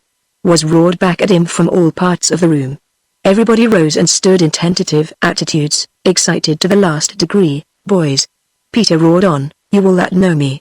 I'm a plain man, and I want to know if it's likely a man would murder his best friend." "No," in a mighty volume of sound. Wimp had scarcely calculated upon Mortlake's popularity. He stood on the platform, pale and anxious as his prisoner, and if he did, why didn't they prove it the first time? Here. And if they want to arrest him, why couldn't they leave it till the ceremony was over? Tom Mortlake's not the man to run away. Tom Mortlake. Tom Mortlake. 3 cheers for Tom Mortlake.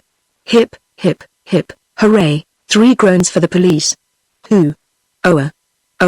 Wimp's melodrama was not going well. He felt like the author to whose ears is borne the ominous sibilance of the pit. He almost wished he had not followed the curtain raiser with his own stronger drama. Unconsciously the police, scattered about the hall, drew together. The people on the platform knew not what to do. They had all risen and stood in a densely packed mass. Even Mr. Gladstone's speech failed him in circumstances so novel. The groans died away, the cheers for Mortlake rose and swelled and fell and rose again. Sticks and umbrellas were banged and rattled, handkerchiefs were waved, the thunder deepened.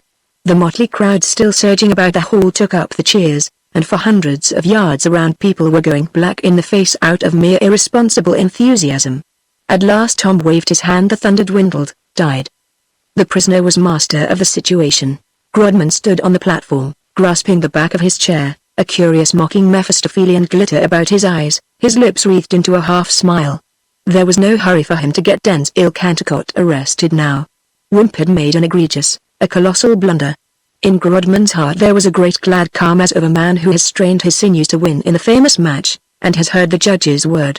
He felt almost kindly to Denzil now. Tom Mortlake spoke. His face was set and stony. His tall figure was drawn up haughtily to its full height. He pushed the black mane back from his forehead with a characteristic gesture. The fevered audience hung upon his lips. The men at the back leaned eagerly forward. The reporters were breathless with fear lest they should miss a word. What would the great Labour leader have to say at this supreme moment? "Mr. Chairman and gentlemen, it is to me a melancholy pleasure to have been honoured with the task of unveiling tonight this portrait of a great benefactor to bow and a true friend to the labouring classes. Except that he honoured me with his friendship while living, and that the aspirations of my life have, in my small and restricted way, been identical with his, there is little reason why this honourable duty should have fallen upon me. Gentlemen, I trust that we shall all find an inspiring influence in the daily vision of the dead, who yet liveth in our hearts and in this noble work of art wrought, as Mr. Gladstone has told us, by the hand of one who loved him." The speaker paused a moment, his low vibrant tones faltering into silence. "If we humble working men of Bow can never hope to exert individually a tithe of the beneficial influence wielded by Arthur Constant, it is yet possible for each of us to walk in the light he has kindled in our midst, a perpetual lamp of self-sacrifice and brotherhood." That was all. The room rang with cheers. Tom Mortlake resumed his seat. To Wimp the man's audacity verged on the sublime, to Denzil on the beautiful. Again there was a breathless hush. Mr. Gladstone's mobile face was working with excitement. No such extraordinary scene had occurred in the whole of his extraordinary experience. He seemed about to rise. The cheering subsided to a painful stillness.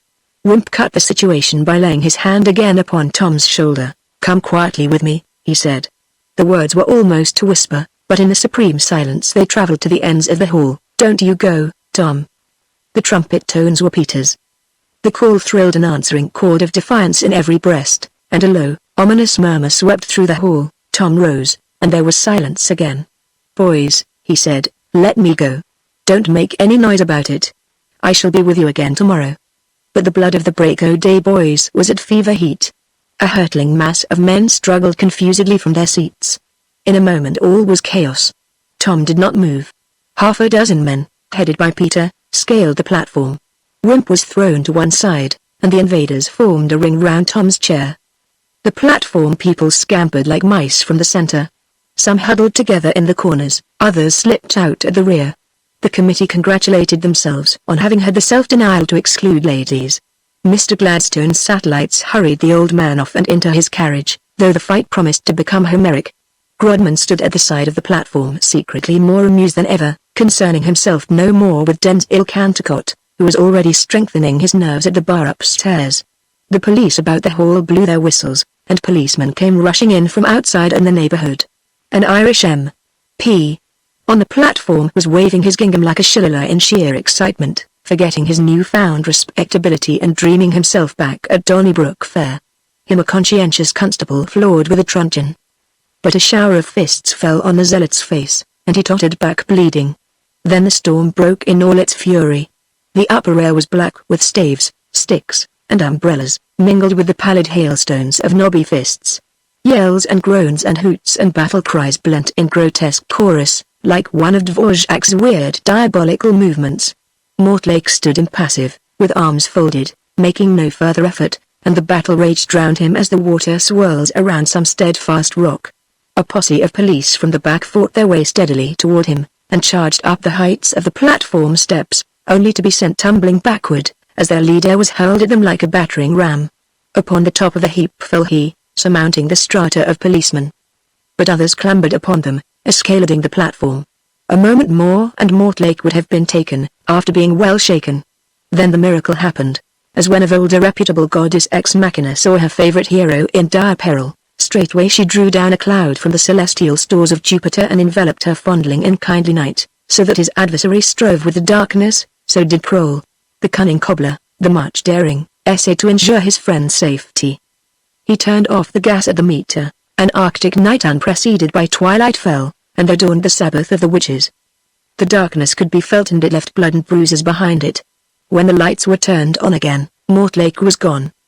But several of the rioters were arrested, triumphantly, and through all, and over all, the face of the dead man who had sought to bring peace on earth, brooded. Kroll sat meekly eating his supper of bread and cheese, with his head bandaged, while Denzil Cantercot told him the story of how he had rescued Tom Mortlake.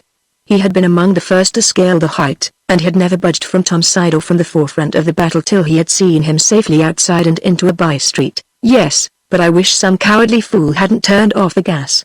I like men to see that they are beaten, but it seemed easier," faltered Kroll. "Easier," echoed Denzil, taking a deep draught of bitter. "Really, Peter, I'm sorry to find you always will take such low views. It may be easier, but it's shabby. It shocks one's sense of the beautiful." Kroll ate his bread and cheese shamefacedly. "But what was the use of breaking your head to save him?" said Mrs. Kroll with an unconscious pun. "He must be caught." "Ah, I don't see how the useful does come in, now," said Peter thoughtfully. "But I didn't think of it at the time." He swallowed his water quickly and it went the wrong way and added to his confusion. It also began to dawn upon him that he might be called to account. Let it be said at once that he wasn't. He had taken too prominent a part. Meantime, Mrs. Wimp was bathing Mr. Wimp's eye, and rubbing him generally with arnica.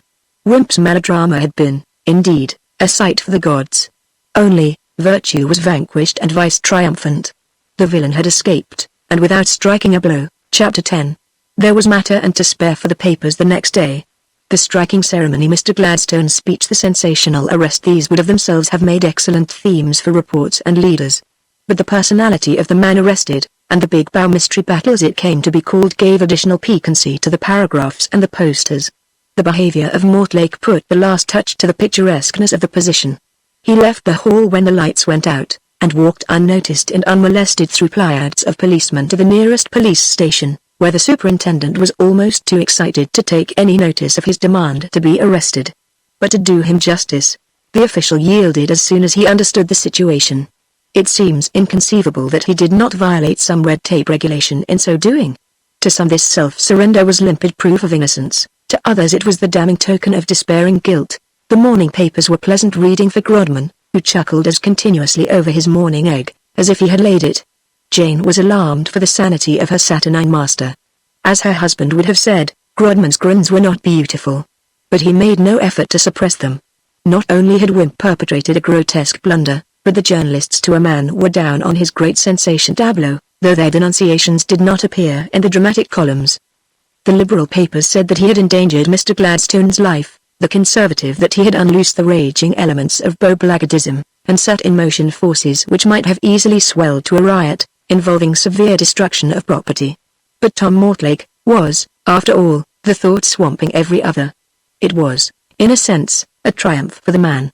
But Wimp's turn came when Mortlake, who reserved his defense, was brought up before a magistrate, and, by force of the new evidence, fully committed for trial on the charge of murdering Arthur Constant. Then men's thoughts centered again on the mystery, and the solution of the inexplicable problem agitated mankind from China to Peru. In the middle of February, the great trial befell. It was another of the opportunities which the Chancellor of the Exchequer neglects. So stirring a drama might have easily cleared its expenses despite the length of the cast, the salaries of the stars, and the rent of the house in mere advance booking. For it was a drama which, by the rights of Magna Carta, could never be repeated, a drama which ladies of fashion would have given their earrings to witness, even with the central figure not a woman. And there was a woman in it anyhow, to judge by the little that had transpired at the magisterial examination, and the fact that the country was placarded with bills offering a reward for information concerning a Miss Jessie Diamond. Mortlake was defended by Sir Charles Brown Harland, Q.C., retained at the expense of the Mortlake Defence Fund, subscriptions to which came also from Australia and the continent, and set on his mettle by the fact that he was the accepted Labour candidate for an East End constituency. Their Majesties, Victoria and the Law, were represented by Mr. Robert Spigot, Q.C. Mr. Spigot, Q.C., in presenting his case, said, "I propose to show that the prisoner murdered his friend and fellow lodger, Mr. Arthur Constant, in cold blood, and with the most careful premeditation so studied, as to leave the circumstances of the death an impenetrable mystery for weeks to all the world, though fortunately without altogether baffling the almost superhuman ingenuity of Mr. Edward Wimp, of the Scotland Yard Detective Department. I propose to show that the motives of the prisoner were jealousy and revenge, jealousy not only of his friend's superior influence over the workingmen he himself aspired to lead, but the more commonplace animosity engendered by the disturbing element of a woman having relations to both. If, before my case is complete, it will be my painful duty to show that the murdered man was not the saint the world has agreed to paint him, I shall not shrink from unveiling the true picture, in the interests of justice, which cannot say nil nisi bonum even of the dead.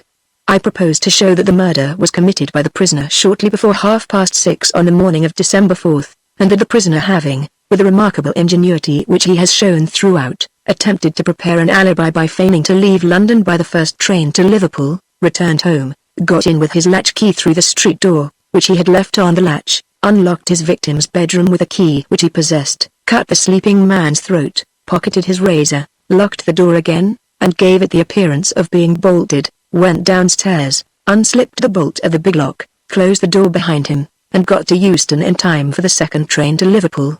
The fog helped his proceedings throughout. Such was in sum the theory of the prosecution. The pale defiant figure in the dock winced perceptibly under parts of it. Mrs. Drabdump was the first witness called for the prosecution. She was quite used to legal inquisitiveness by this time, but did not appear in good spirits. On the night of December 3d, you gave the prisoner a letter? Yes, your lordship. How did he behave when he read it? He turned very pale and excited. He went up to the poor gentleman's room, and I'm afraid he quarrelled with him. He might have left his last hours peaceful. Amusement. What happened then? Mr. Mortlake went out in a passion, and came in again in about an hour. He told you he was going away to Liverpool very early the next morning. No, your lordship. He said he was going to Devonport. Sensation. What time did you get up the next morning? 6:30. That is not your usual time? No, I always get up at 6. How do you account for the extra sleepiness? Misfortunes will happen. It wasn't the dull, foggy weather? No, my lord, else I should never get up early. Laughter. You drink something before going to bed? I like my cup of tea. I take it strong, without sugar. It always steadies my nerves. Quite so. Where were you when the prisoner told you he was going to Devonport? Drinking my tea in the kitchen. What should you say if prisoner dropped something in it to make you sleep late? Witness, startled. He ought to be shot. He might have done it without your noticing it, I suppose, if he was clever enough to murder the poor gentleman. He was clever enough to try and poison me. The judge, the witness in the replies must confine herself to the evidence. Mr. Spigot, Q.C., I must submit to your lordship that it is a very logical answer, and exactly illustrates the interdependence of the probabilities. Now, Mrs. Drabdump, let us know what happened when you awoke at 6:30 the next morning. Thereupon Mrs. Drabdump recapitulated the evidence, with new redundancies, but slight variations, given by her at the inquest. How she became alarmed, how she found the street door locked by the big lock, how she roused Grodman, and got him to burst open the door, how they found the body, all this with which the public was already familiar ad nauseam was extorted from her afresh. Look at this key passed to the witness. Do you recognize it? Yes. How did you get it? It's the key of my first floor front. I am sure I left it sticking in the door. Did you know a Miss Diamond? Yes, Mr. Mortlake's sweetheart. But I knew he would never marry her, poor thing. Sensation. Why not? He was getting too grand for her. Amusement. You don't mean anything more than that? I don't know, she only came to my place once or twice. The last time I set eyes on her must have been in October. How did she appear? She was very miserable, but she wouldn't let you see it. Laughter. How has the prisoner behaved since the murder? He always seemed very glum and sorry for it. Cross-examined. Did not the prisoner once occupy the bedroom of Mr. Constant, and give it up to him, so that Mr. Constant might have the two rooms on the same floor? Yes, but he didn't pay as much, and, while occupying this front bedroom, did not the prisoner once lose his key and have another maid? He did. He was very careless. Do you know what the prisoner and Mr. Constant spoke about on the night of December 3d? No, I couldn't hear. Then how did you know they were quarreling? They were talking so loud. Sir Charles Brown Harland, Q.C. Sharply. But I'm talking loudly to you now. Should you say I was quarreling? It takes two to make a quarrel. Laughter. Was the prisoner the sort of man who, in your opinion, would commit a murder? No, I never should have guessed it was him. He always struck you as a thorough gentleman. No, my lord. I knew he was only a comp. You say the prisoner has seemed depressed since the murder. Might not that have been due to the disappearance of his sweetheart? No, he'd more likely be glad to get rid of her. Then he wouldn't be jealous if Mr. Constant took her off his hands? Sensation. Men are dog in the mangers. Never mind about men, Mrs. Drabdump. Had the prisoner ceased to care for Miss Diamond? He didn't seem to think of her, my lord. When he got a letter in her handwriting among his heap he used to throw it aside till he'd torn open the others. Brown Harland, Q.C. With a triumphant ring in his voice. Thank you, Mrs. Drabdump. You may sit down, Spigot, Q.C. One moment, Mrs. Drabdump. You say the prisoner had ceased to care for Miss Diamond. Might not this have been in consequence of his suspecting for some time that she had relations with Mr. Constant? The judge. That is not a fair question, Spigot, Q.C. That will do, thank you, Mrs. Drabdump. Brown Harland, Q.C. No, one question more, Mrs. Drabdump. Did you ever see anything say when Miss Diamond came to your house to make you suspect anything between Mr. Constant and the prisoner's sweetheart? She did meet him once when Mr. Mortlake was out. Sensation. Where did she meet him? In the passage. He was going out when she knocked and he opened the door. Amusement. You didn't hear what they said? I ain't a eavesdropper. They spoke friendly and went away together. Mr. George Grodman was called and repeated his evidence at the inquest. Cross-examined, he testified to the warm friendship between Mr. Constant and the prisoner. He knew very little about Miss Diamond, having scarcely seen her. Prisoner had never spoken to him much about her. He should not think she was much in prisoner's thoughts. Naturally the prisoner had been depressed by the death of his friend. Besides, he was overworked. Witness thought highly of Mortlake's character. It was incredible that Constant had had improper relations of any kind with his friend's promised wife. Grodman's evidence made a very favorable impression on the jury. The prisoner looked his gratitude, and the prosecution felt sorry it had been necessary to call this witness. Inspector Howlett and Sergeant Runnymede had also to repeat their evidence. Dr. Robinson, police surgeon, likewise retendered his evidence as to the nature of the wound, and the approximate hour of death. But this time he was much more severely examined. He would not bind himself down to state the time within an hour or two. He thought life had been extinct 2 or 3 hours when he arrived, so that the deed had been committed between 7 and 8. Under gentle pressure from the prosecuting counsel, he admitted that it might possibly have been between 6 and 7. Cross-examined, he reiterated his impression in favor of the later hour. Supplementary evidence from medical experts proved as dubious and uncertain as if the court had confined itself to the original witness. It seemed to be generally agreed that the data for determining the time of death of anybody were too complex and variable to admit of very precise inference, rigor mortis and other symptoms setting in within very wide limits and differing largely in different persons. All agreed that death from such a cut must have been practically instantaneous, and the theory of suicide was rejected by all. As a whole the medical evidence tended to fix the time of death, with a high degree of probability, between the hours of 6 and 8:30. The efforts of the prosecution were bent upon throwing back the time of death to as early as possible after about 5:30. The defense spent all its strength upon pinning the experts to the conclusion that death could not have been earlier than 7. Evidently the prosecution was going to fight hard for the hypothesis that Mortlake had committed the crime in the interval between the first and second trains for Liverpool, while the defense was concentrating itself on an alibi, showing that the prisoner had travelled by the second train which left Euston Station at 7:15, so that there could have been no possible time for the passage between Bow and Euston. It was an exciting struggle. As yet the contending forces seemed equally matched. The evidence had gone as much for as against the prisoner. But everybody knew that worse lay behind. Call Edward Wimp. The story Edward Wimp had to tell began tamely enough with thrice threshed out facts. But at last the new facts came. In consequence of suspicions that had formed in your mind, you took up your quarters, disguised, in the late Mr. Constant's rooms? I did, at the commencement of the year. My suspicions had gradually gathered against the occupants of number 11, Glover Street, and I resolved to quash or confirm these suspicions once for all. Will you tell the jury what followed? Whenever the prisoner was away for the night I searched his room. I found the key of Mr. Constant's bedroom buried deeply in the side of prisoner's leather sofa. I found what I imagined to be the letter he received on December 3d, in the pages of a Bradshaw lying under the same sofa. There were 2 razors about. Mr. Spigot, Q.C., said, the key has already been identified by Mrs. Drabdump. The letter I now propose to read, it was undated, and ran as follows. Dear Tom, this is to bid you farewell. It is the best for us all. I am going a long way, dearest. Do not seek to find me, for it will be useless. Think of me as one swallowed up by the waters, and be assured that it is only to spare you shame and humiliation in the future that I tear myself from you and all the sweetness of life. Darling, there is no other way. I feel you could never marry me now. I have felt it for months. Dear Tom, you will understand what I mean. We must look facts in the face. I hope you will always be friends with Mr. Constant. Goodbye, dear. God bless you. May you always be happy, and find a worthier wife than I. Perhaps when you are great, and rich, and famous, as you deserve, you will sometimes think not unkindly of one who, however faulty and unworthy of you, will at least love you till the end. Yours, till death, Jessie. By the time this letter was finished, numerous old gentlemen, with wigs or without, were observed to be polishing their glasses. Mr. Wimp's examination was resumed.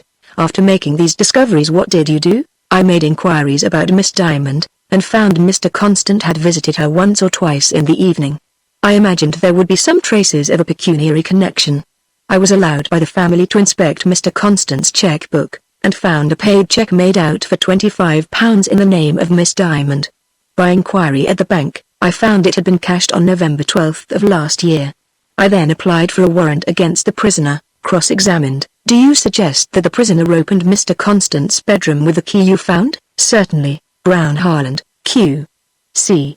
sarcastically, and locked the door from within with it on leaving? Certainly. Will you have the goodness to explain how the trick was done? It wasn't done. Laughter. The prisoner probably locked the door from the outside. Those who broke it open naturally imagined it had been locked from the inside when they found the key inside. The key would, on this theory, be on the floor, as the outside locking could not have been affected if it had been in the lock. The first persons to enter the room would naturally believe it had been thrown down in the bursting of the door. Or it might have been left sticking very loosely inside the lock so as not to interfere with the turning of the outside key, in which case it would also probably have been thrown to the ground. Indeed. Very ingenious.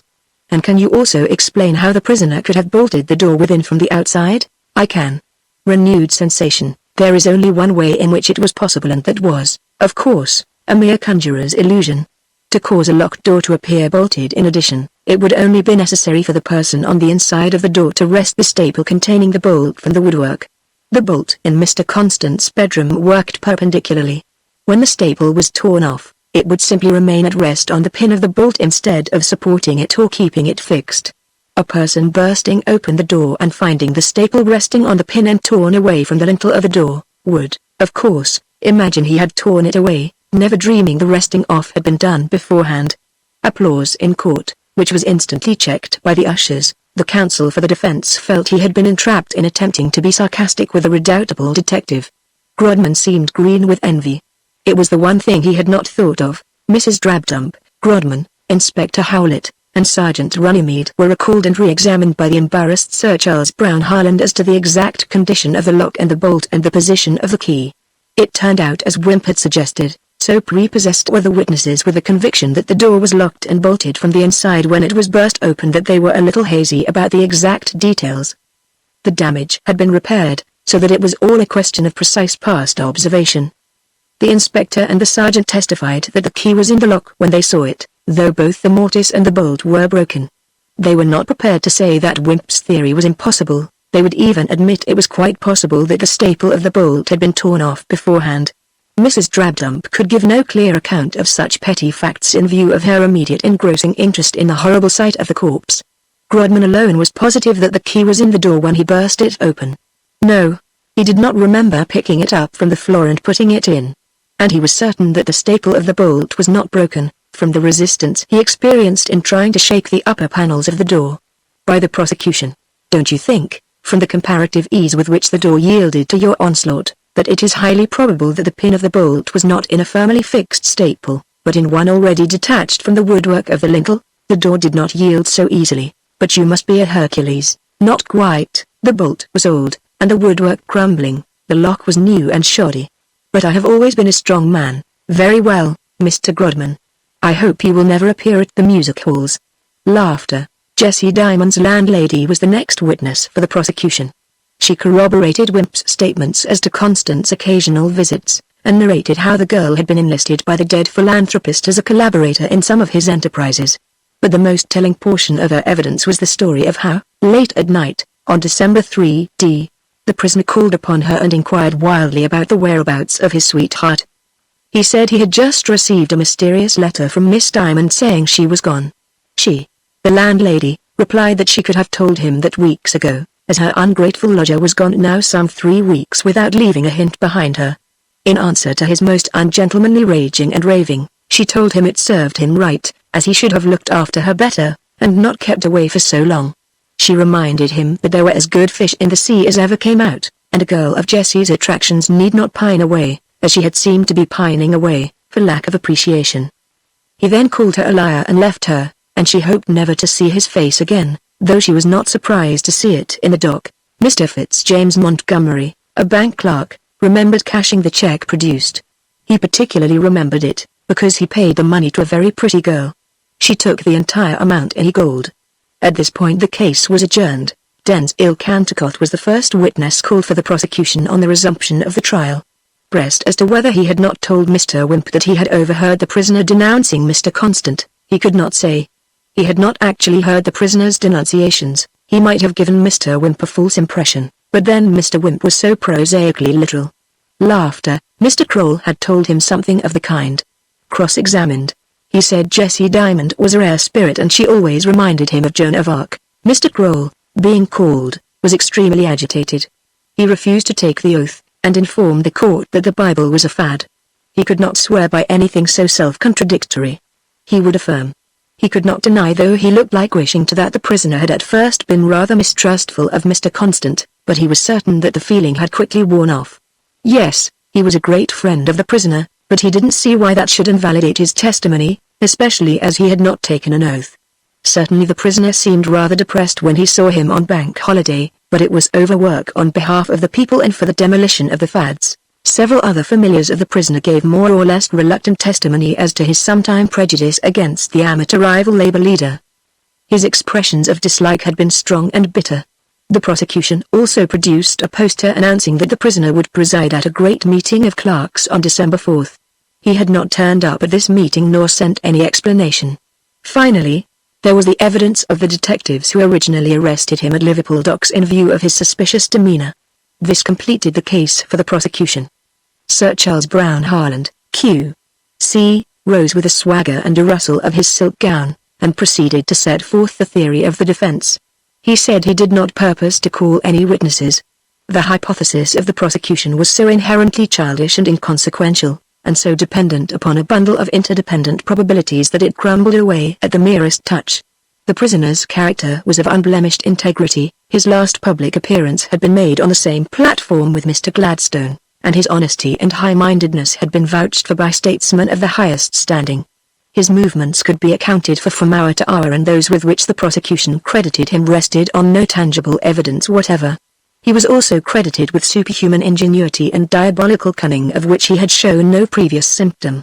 Hypothesis was piled on hypothesis, as in the old Oriental legend, where the world rested on the elephant and the elephant on the tortoise. It might be worthwhile, however, to point out that it was at least quite likely that the death of Mr. Constant had not taken place before 7, and as the prisoner left Euston Station at 7:15 a.m. for Liverpool, he could certainly not have got there from Bow in the time, also that it was hardly possible for the prisoner, who could prove being at Euston Station at 5:25 a.m., to travel backward and forward to Glover Street and commit the crime all within less than 2 hours. The real facts, said Sir Charles impressively, are most simple. The prisoner, partly from pressure of work, partly, he had no wish to conceal, from worldly ambition, had begun to neglect Miss Diamond, to whom he was engaged to be married. The man was but human, and his head was a little turned by his growing importance. Nevertheless, at heart he was still deeply attached to Miss Diamond. She, however, appears to have jumped to the conclusion that he had ceased to love her, that she was unworthy of him, unfitted by education to take her place side by side with him in the new spheres to which he was mounting, that, in short, she was a drag on his career. Being, by all accounts, a girl of remarkable force of character, she resolved to cut the Gordian knot by leaving London, and, fearing lest her affianced husband's conscientiousness should induce him to sacrifice himself to her, dreading also, perhaps, her own weakness, she made the parting absolute, and the place of her refuge a mystery. A theory has been suggested which drags an honoured name in the mire, a theory so superfluous that I shall only allude to it. That Arthur Constant could have seduced, or had any improper relations with his friend's betrothed, is a hypothesis to which the lives of both give the lie. Before leaving London or England, Miss Diamond wrote to her aunt in Devonport, her only living relative in this country, asking her as a great favour to forward an addressed letter to the prisoner, a fortnight after receipt. The aunt obeyed implicitly. This was the letter which fell like a thunderbolt on the prisoner on the night of December 3d. All his old love returned. He was full of self-reproach and pity for the poor girl. The letter read ominously. Perhaps she was going to put an end to herself. His first thought was to rush up to his friend, Constant, to seek his advice. Perhaps Constant knew something of the affair. The prisoner knew the two were in not infrequent communication. It is possible, my lord and gentlemen of the jury, I do not wish to follow the methods of the prosecution and confuse theory with fact, so I say it is possible that Mr. Constant had supplied her with the £25 to leave the country. He was like a brother to her, perhaps even acted imprudently in calling upon her, though neither dreamed of evil. It is possible that he may have encouraged her in her abnegation and in her altruistic aspirations, perhaps even without knowing their exact drift, for does he not speak in his very last letter of the fine female characters he was meeting, and the influence for good he had over individual human souls? Still, this we can now never know, unless the dead speak or the absent return. It is also not impossible that Miss Diamond was entrusted with the £25 for charitable purposes. But to come back to certainties. The prisoner consulted Mr. Constant about the letter. He then ran to Miss Diamond's lodgings in Stepney Green, knowing beforehand his trouble would be futile. The letter bore the postmark of Devonport. He knew the girl had an aunt there, possibly she might have gone to her. He could not telegraph, for he was ignorant of the address. He consulted his Bradshaw, and resolved to leave by the 5:30 a.m. from Paddington, and told his landlady so. He left the letter in the Bradshaw, which ultimately got thrust among a pile of papers under the sofa, so that he had to get another. He was careless and disorderly, and the key found by Mr. Wimp in his sofa must have lain there for some years, having been lost there in the days when he occupied the bedroom afterward rented by Mr. Constant. Afraid to miss his train, he did not undress on that distressful night. Meantime the thought occurred to him that Jessie was too clever a girl to leave so easy a trail, and he jumped to the conclusion that she would be going to her married brother in America, and had gone to Devonport merely to bid her aunt farewell. He determined therefore to get to Liverpool, without wasting time at Devonport, to institute inquiries. Not suspecting the delay in the transit of the letter, he thought he might yet stop her, even at the landing stage or on the tender. Unfortunately his cab went slowly in the fog, he missed the first train, and wandered about brooding disconsolately in the mist till the second. At Liverpool his suspicious, excited demeanour procured his momentary arrest. Since then the thought of the lost girl has haunted and broken him. That is the whole, the plain, and the sufficing story. The effective witnesses for the defence were, indeed, few. It is so hard to prove a negative. There was Jessie's aunt, who bore out the statement of the counsel for the defence. There were the porters who saw him leave Euston by the 7:15 train for Liverpool, and arrived just too late for the 5:15. There was the cabman, 2138, who drove him to Euston just in time, he, witness, thought, to catch the 5:15 a.m. Under cross-examination, the cabman got a little confused. He was asked whether, if he really picked up the prisoner at Bow railway station at about 4:30, he ought not to have caught the first train at Euston. He said the fog made him drive rather slowly, but admitted the mist was transparent enough to warrant full speed. He also admitted being a strong trade unionist, Spigot, Q.C., artfully extorting the admission as if it were of the utmost significance. Finally, there were numerous witnesses of all sorts and conditions to the prisoner's high character, as well as to Arthur Constant's blameless and moral life.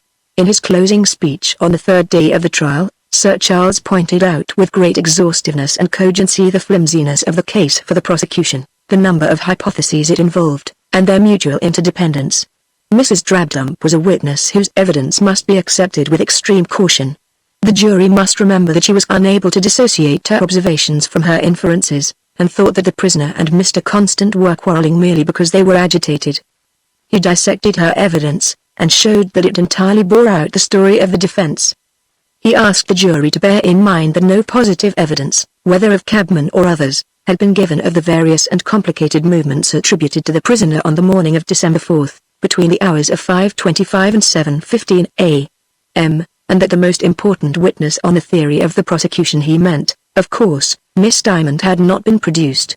Even if she were dead, and her body were found, no countenance would be given to the theory of the prosecution, for the mere conviction that her lover had deserted her would be a sufficient explanation of her suicide. Beyond the ambiguous letter, no tittle of evidence of her dishonor on which the bulk of the case against the prison rested had been adduced. As for the motive of political jealousy that had been a mere passing cloud, the two men had become fast friends. As to the circumstances of the alleged crime, the medical evidence was on the whole in favor of the time of death being late, and the prisoner had left London at 7:15. The drugging theory was absurd, and as for the two clever bolt and lock theories, Mr. Grodman, a trained scientific observer, had pooh-poohed them. He would solemnly exhort the jury to remember that if they condemned the prisoner they would not only send an innocent man to an ignominious death on the flimsiest circumstantial evidence, but they would deprive the workingmen of this country of one of their truest friends and their ablest leader. The conclusion of Sir Charles' vigorous speech was greeted with irrepressible applause. Mr. Spigot, Q.C., in closing the case for the prosecution, asked the jury to return a verdict against the prisoner for as malicious and premeditated a crime as ever disgraced the annals of any civilized country. His cleverness and education had only been utilized for the devil's ends, while his reputation had been used as a cloak. Everything pointed strongly to the prisoner's guilt. On receiving Miss Diamond's letter announcing her shame, and, probably, her intention to commit suicide, he had hastened upstairs to denounce Constant. He had then rushed to the girl's lodgings, and, finding his worst fears confirmed, planned at once his diabolically ingenious scheme of revenge. He told his landlady he was going to Devonport, so that if he bungled, the police would be put temporarily off his track. His real destination was Liverpool, for he intended to leave the country. Lest, however, his plan should break down here, too, he arranged an ingenious alibi by being driven to Euston for the 5:15 train to Liverpool. The cabman would not know he did not intend to go by it, but meant to return to 11, Glover Street, but to perpetrate this foul crime, interruption to which he had possibly barred by drugging his landlady. His presence at Liverpool, whither he really went by the second train, would corroborate the cabman's story. That night he had not undressed nor gone to bed. He had plotted out his devilish scheme till it was perfect. The fog came as an unexpected ally to cover his movements. Jealousy, outraged affection, the desire for revenge, the lust for political power, these were human. They might pity the criminal, they could not find him innocent of the crime. Mr. Justice Croggie, summing up, began dead against the prisoner. Reviewing the evidence, he pointed out that plausible hypotheses neatly dovetailed did not necessarily weaken one another, the fitting so well together of the whole rather making for the truth of the parts. Besides, the case for the prosecution was as far from being all hypothesis as the case for the defense was from excluding hypothesis. The key, the letter, the reluctance to produce the letter, the heated interview with Constant, the misstatement about the prisoner's destination, the flight to Liverpool, the false tale about searching for him, the denunciations of Constant, all these were facts. On the other hand, there were various lacunae and hypotheses in the case for the defense. even conceding the somewhat dubious alibi afforded by the prisoner's presence at Euston at 5:25 a.m., there was no attempt to account for his movements between that and 7:15 a.m. It was as possible that he returned to Bow as that he lingered about Euston. There was nothing in the medical evidence to make his guilt impossible. Nor was there anything inherently impossible in Constance yielding to the sudden temptation of a beautiful girl, nor in a working girl deeming herself deserted, temporarily succumbing to the fascinations of a gentleman and regretting it bitterly afterward. What had become of the girl was a mystery. Hers might have been one of those nameless corpses which the tide swirls up on slimy river banks. The jury must remember, too, that the relation might not have actually passed into dishonor. It might have been just grave enough to smite the girl's conscience, and to induce her to behave as she had done. It was enough that her letter should have excited the jealousy of the prisoner. There was one other point which he would like to impress on the jury, and which the counsel for the prosecution had not sufficiently insisted upon. This was that the prisoner's guiltiness was the only plausible solution that had ever been advanced of the Bow mystery. The medical evidence agreed that Mr. Constant did not die by his own hand. Someone must therefore have murdered him. The number of people who could have had any possible reason or opportunity to murder him was extremely small. The prisoner had both reason and opportunity. By what logicians called the method of exclusion, suspicion would attach to him on even slight evidence. The actual evidence was strong and plausible, and now that Mr. Wimp's ingenious theory had enabled them to understand how the door could have been apparently locked and bolted from within, the last difficulty and the last argument for suicide had been removed. The prisoner's guilt was as clear as circumstantial evidence could make it. If they let him go free, the Bow mystery might henceforward be placed among the archives of unavenged assassinations. Having thus well nigh hung the prisoner, the judge wound up by insisting on the high probability of the story for the defense, though that, too, was dependent in important details upon the prisoner's mere private statements to his counsel. The jury, being by this time sufficiently muddled by his impartiality, were dismissed, with the exhortation to allow due weight to every fact and probability in determining their righteous verdict. The minutes ran into hours, but the jury did not return. The shadows of night fell across the reeking, fevered court before they announced their verdict, guilty. The judge put on his black cap. The great reception arranged outside was a fiasco. The evening banquet was indefinitely postponed. Wimp had won. Grodman felt like a whipped cur. Chapter 11. So you were right, Denzil could not help saying as he greeted Grodman a week afterward.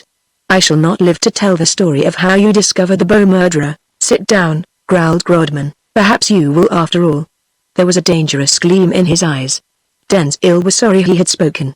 I sent for you, Grodman said, to tell you that on the night Wimp arrested Mortlake I had made preparations for your arrest. Denzil gasped. What for, my dear Denzil? There is a little law in this country invented for the confusion of the poetic.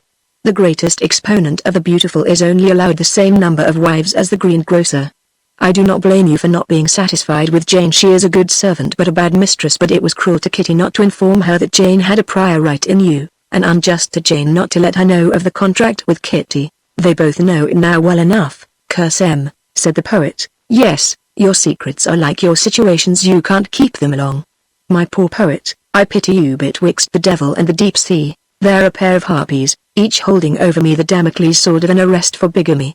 Neither loves me. I should think they would come in very useful to you. You plant one in my house to tell my secrets to Wimp, and you plant one in Wimp's house to tell Wimp's secrets to me, I suppose. Out with some, then. Upon my honor you wrong me. Jane brought me here, not I Jane. As for Kitty, I never had such a shock in my life as at finding her installed in Wimp's house. She thought it safer to have the law handy for your arrest. Besides, she probably desired to occupy a parallel position to Jane's. She must do something for a living, you wouldn't do anything for hers. And so you couldn't go anywhere without meeting a wife. Ha. Ha. Ha.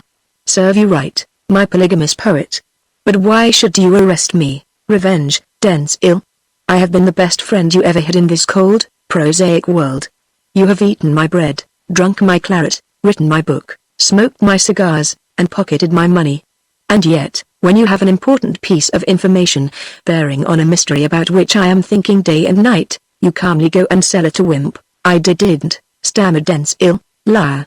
Do you think Kitty has any secrets from me? As soon as I discovered your 2 marriages I determined to have you arrested for your treachery.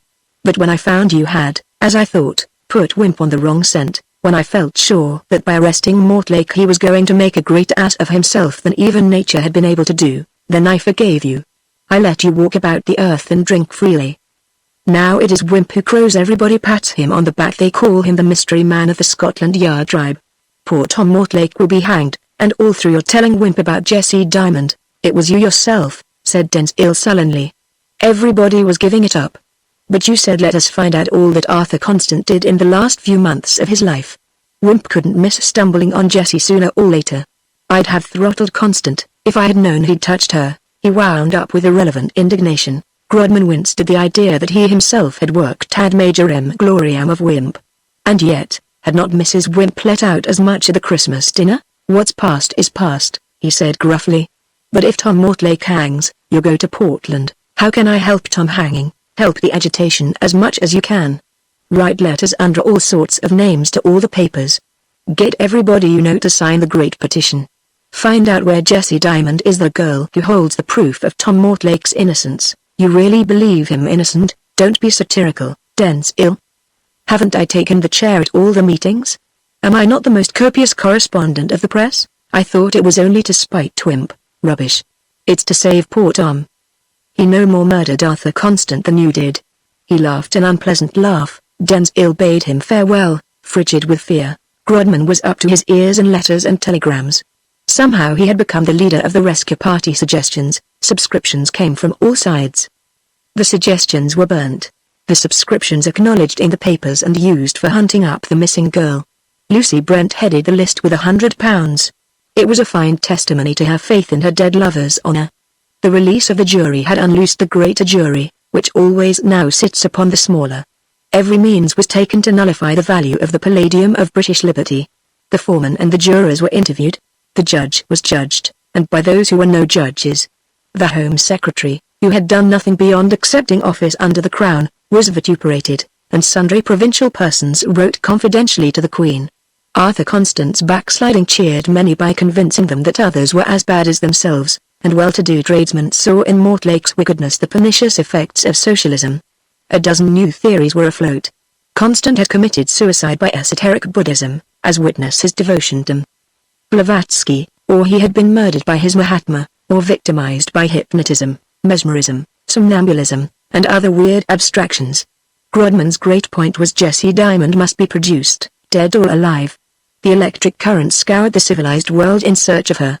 What wonder if the shrewder sort divined that the indomitable detective had fixed his last hope on the girl's guilt. If Jessie had wrongs, why should she not have avenged them herself?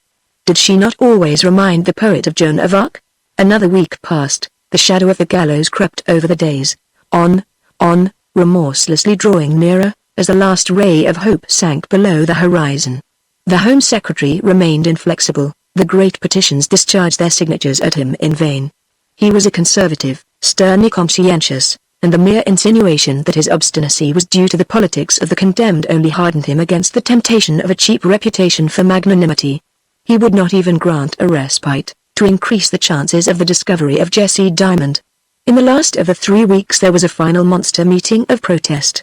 Grodman again took the chair, and several distinguished faddists were present, as well as numerous respectable members of society.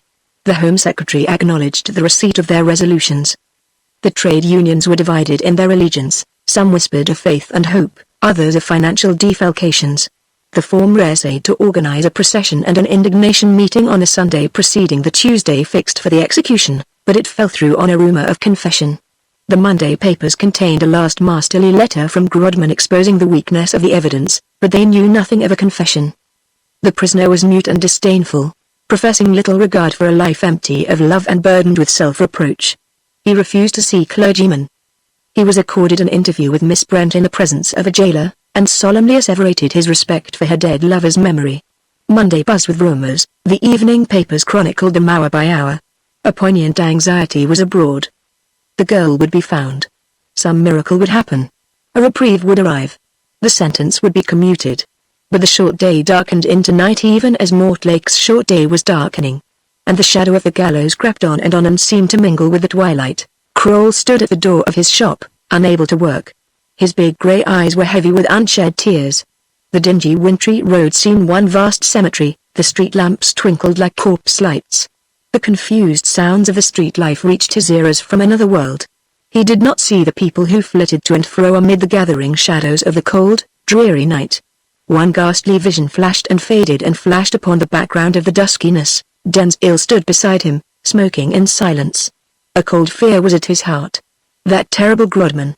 As the hangman's cord was tightening round Mortlake, he felt the convict's chains tightening round himself. And yet there was one gleam of hope, feeble as the yellow flicker of the gas lamp across the way. Grodman had obtained an interview with the condemned later that afternoon, and the parting had been painful, but the evening paper, that in its turn had obtained an interview with the ex-detective, announced on its placard, "Grodman still confident," and the thousands who yet pinned their faith on this extraordinary man refused to extinguish the last sparks of hope. Zangwill had bought the paper and scanned it eagerly. But there was nothing save a vague assurance that the indefatigable Grodman was still almost pathetically expectant of the miracle. Zangwill did not share the expectation. He meditated flight. "Peter," he said at last, "I'm afraid it's all over." Kroll nodded, heartbroken. "All over," he repeated, "and to think that he dies and it is all over." He looked despairingly at the blank winter sky, where leaden clouds shut out the stars. Poor, poor young fellow. Tonight alive and thinking. Tomorrow night a clod, with no more sense or motion than a bit of leather. No compensation nowhere for being cut off innocent in the pride of youth and strength. A man who has always preached the useful day and night, and toiled and suffered for his fellows.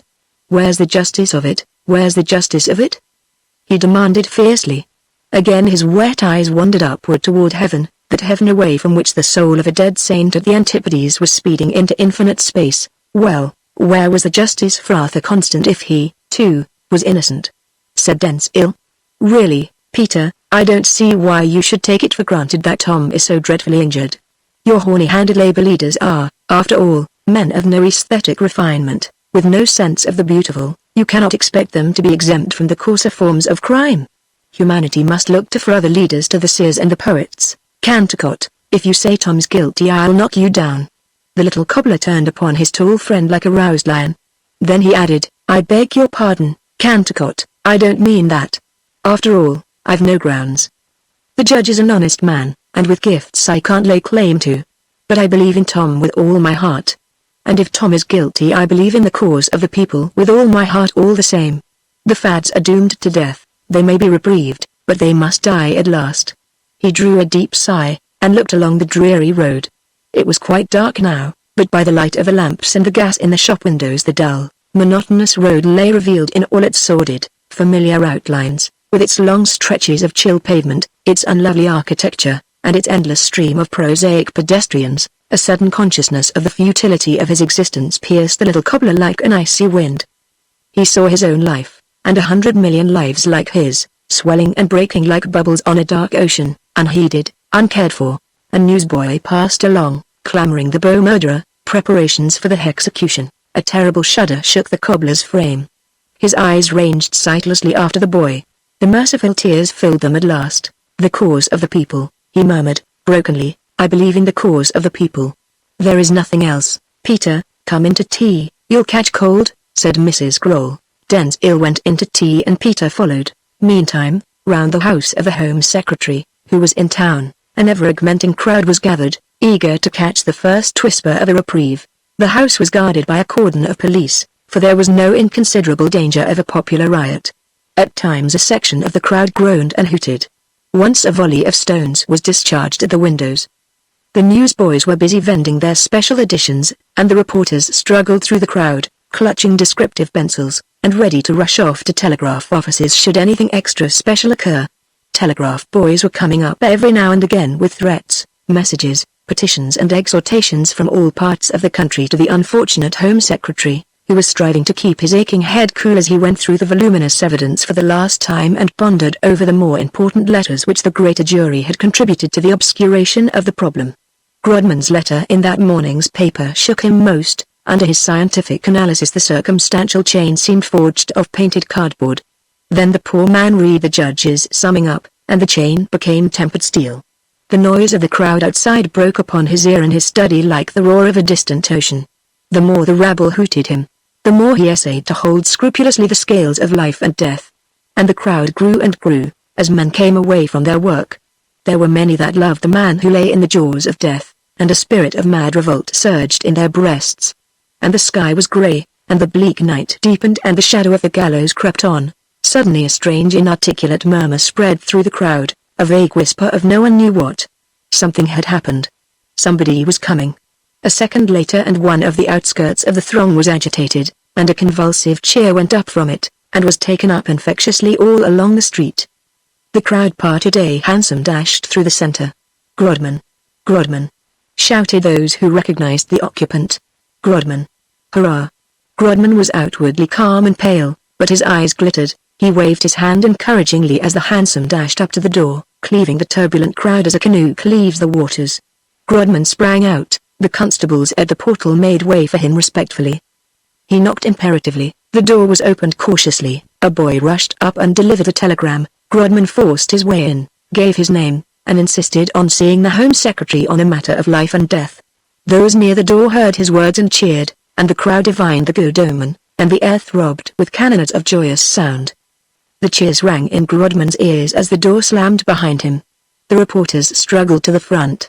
An excited knot of working men pressed round the arrested hansom. They took the horse out. A dozen enthusiasts struggled for the honor of placing themselves between the shafts. And the crowd awaited Grodman. Chapter 12. Grodman was ushered into the conscientious minister's study. The doughty chief of the agitation was, perhaps, the one man who could not be denied. As he entered, the Home Secretary's face seemed lit up with relief. At a sign from his master, the amanuensis who had brought in the last telegram took it back with him into the outer room where he worked. Needless to say, not a tithe of the minister's correspondence ever came under his own eyes. "You have a valid reason for troubling me, I suppose, Mr. Grodman?" said the Home Secretary, almost cheerfully. "Of course it is about Mortlake, it is, and I have the best of all reasons. Take a seat. Proceed. Pray do not consider me impertinent. But have you ever given any attention to the science of evidence?" "How do you mean?" asked the Home Secretary, rather puzzled, adding, with a melancholy smile, "I have had to lately. Of course, I've never been a criminal lawyer, like some of my predecessors. But I should hardly speak of it as a science. I look upon it as a question of common sense. Pardon me, sir. It is the most subtle and difficult of all the sciences. It is, indeed, rather the science of the sciences.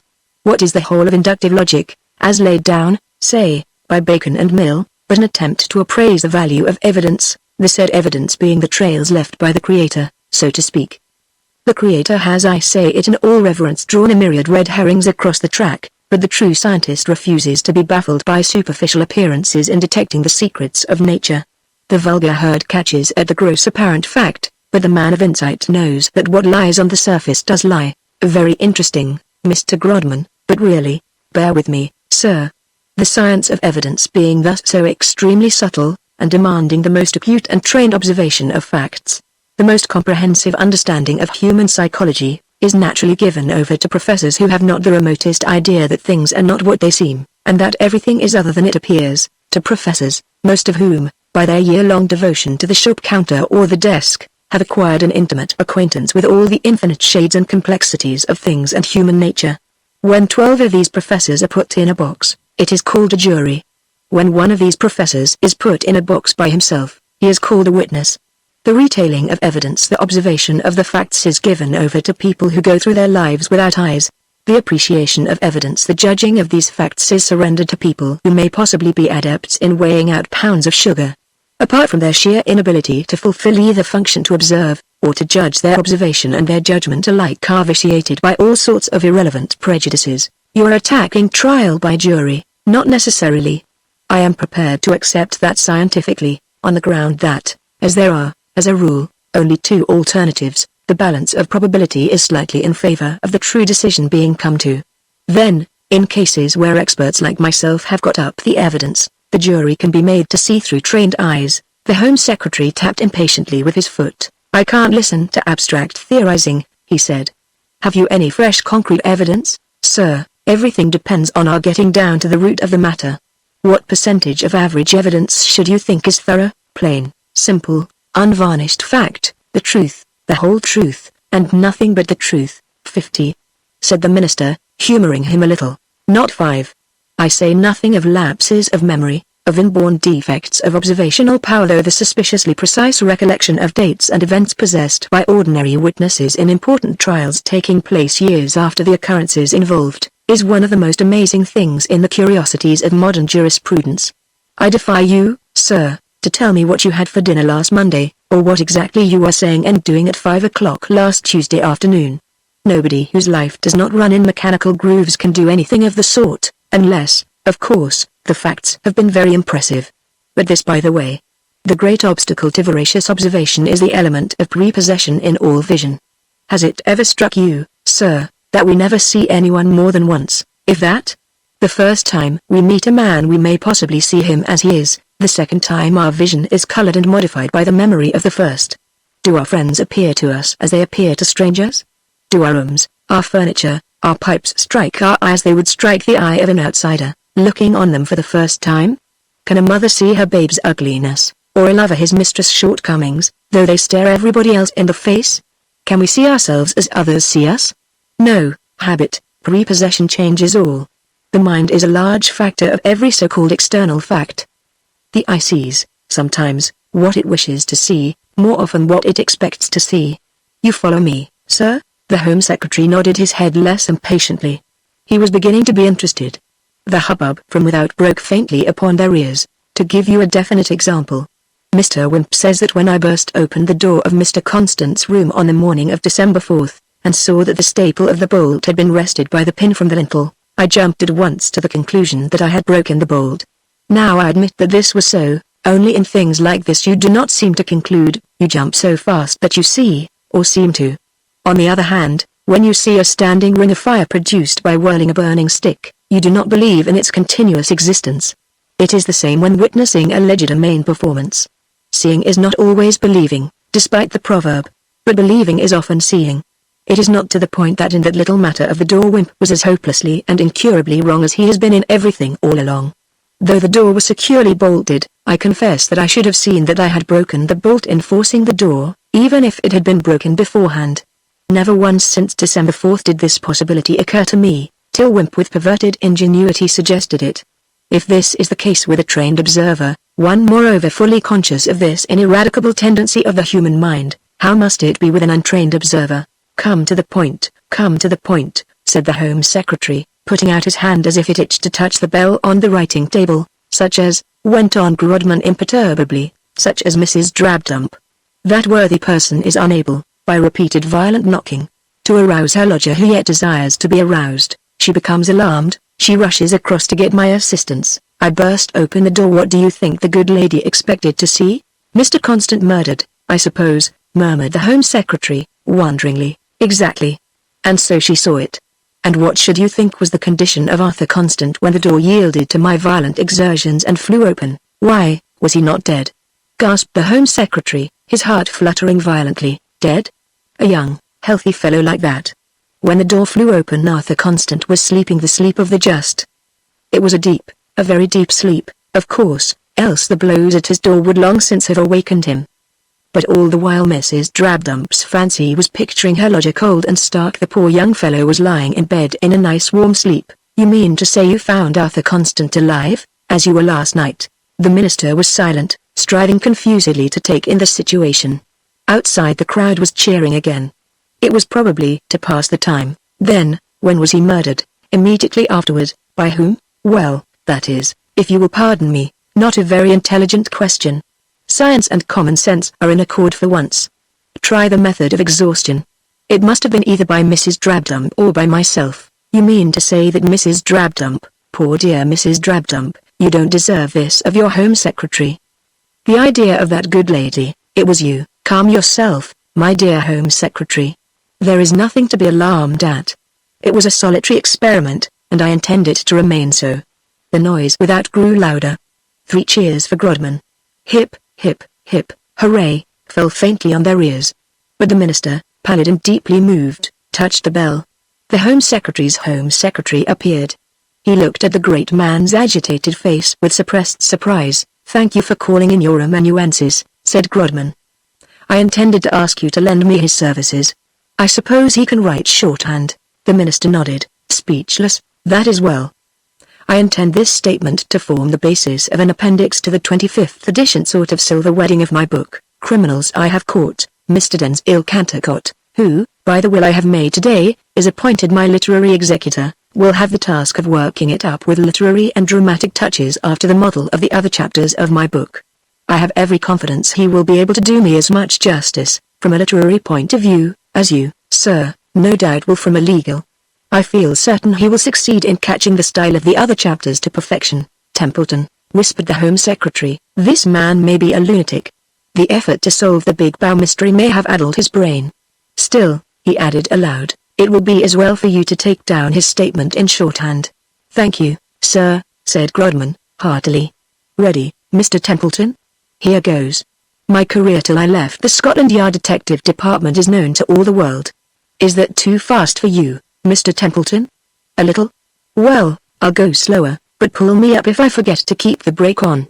When I retired, I discovered that I was a bachelor. But it was too late to marry. Time hung on my hands.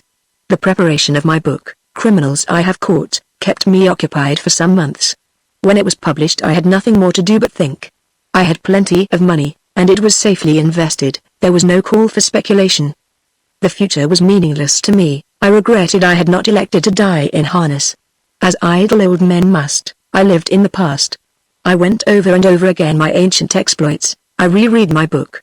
And as I thought and thought, away from the excitement of the actual hunt, and seeing the facts in a truer perspective, so it grew daily clearer to me that criminals were more fools than rogues. Every crime I had traced, however cleverly perpetrated, was from the point of view of penetrability a weak failure.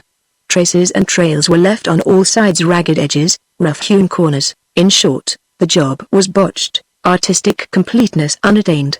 To the vulgar, my feats might seem marvelous. The average man is mystified to grasp how you detect the letter E in a simple cryptogram. To myself they were as commonplace as the crimes they unveiled. To me now, with my lifelong study of the science of evidence, it seemed possible to commit not merely one, but 1,000 crimes that should be absolutely undiscoverable.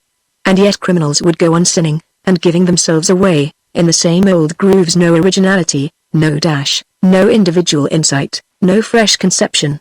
One would imagine there were an academy of crime with 40,000 armchairs. And gradually, as I pondered and brooded over the thought, there came upon me the desire to commit a crime that should baffle detection.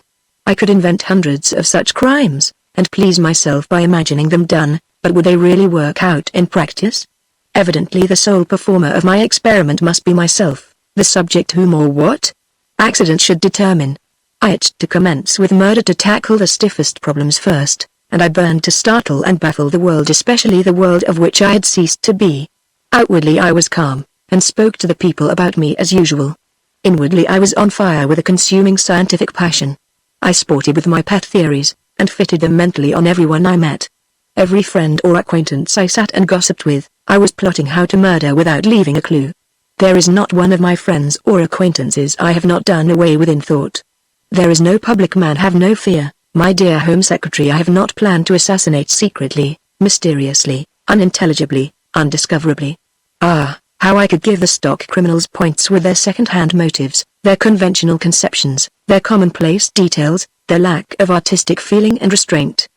The late Arthur Constant came to live nearly opposite me. I cultivated his acquaintance. He was a lovable young fellow, an excellent subject for experiment. I do not know when I have ever taken to a man more. From the moment I first set eyes on him, there was a peculiar sympathy between us. We were drawn to each other. I felt instinctively he would be the man. I loved to hear him speak enthusiastically of the brotherhood of man. I, who knew the brotherhood of man was to the ape, the serpent, and the tiger, and he seemed to find a pleasure in stealing a moment's chat with me from his engrossing self-appointed duties. It is a pity humanity should have been robbed of so valuable a life. But it had to be. At 9:45 on the night of December 3d he came to me. Naturally I said nothing about this visit at the inquest or the trial. His object was to consult me mysteriously about some girl. He said he had privately lent her money which she was to repay at her convenience. What the money was for he did not know, except that it was somehow connected with an act of abnegation in which he had vaguely encouraged her. The girl had since disappeared, and he was in distress about her. He would not tell me who it was. Of course now, sir, you know as well as I it was Jessie Diamond, but asked for advice as to how to set about finding her. He mentioned that Mortlake was leaving for Devonport by the first train on the next day. Of old I should have connected these two facts and sought the thread. Now, as he spoke, all my thoughts were dyed red. He was suffering perceptibly from toothache, and in answer to my sympathetic inquiries told me it had been allowing him very little sleep. Everything combined to invite the trial of one of my favorite theories. I spoke to him in a fatherly way, and when I had tendered some vague advice about the girl, and made him promise to secure a night's rest, before he faced the arduous Strandmen's meeting in the morning, by taking a sleeping draught, I gave him some sulfonyl in a phial. It is a new drug, which produces protracted sleep without disturbing the digestion, and which I use myself. He promised faithfully to take the draught, and I also exhorted him earnestly to bolt and bar and lock himself in so as to stop up every chink or aperture by which the cold air of the winter's night might creep into the room. I remonstrated with him on the careless manner he treated his body, and he laughed in his good-humored, gentle way, and promised to obey me in all things. And he did. That Mrs. Drabdump, failing to rouse him, would cry murder. I took for certain. She is built that way. As even Sir Charles Brown Harland remarked, she habitually takes her prepossessions for facts, her inferences for observations. She forecasts the future in grey.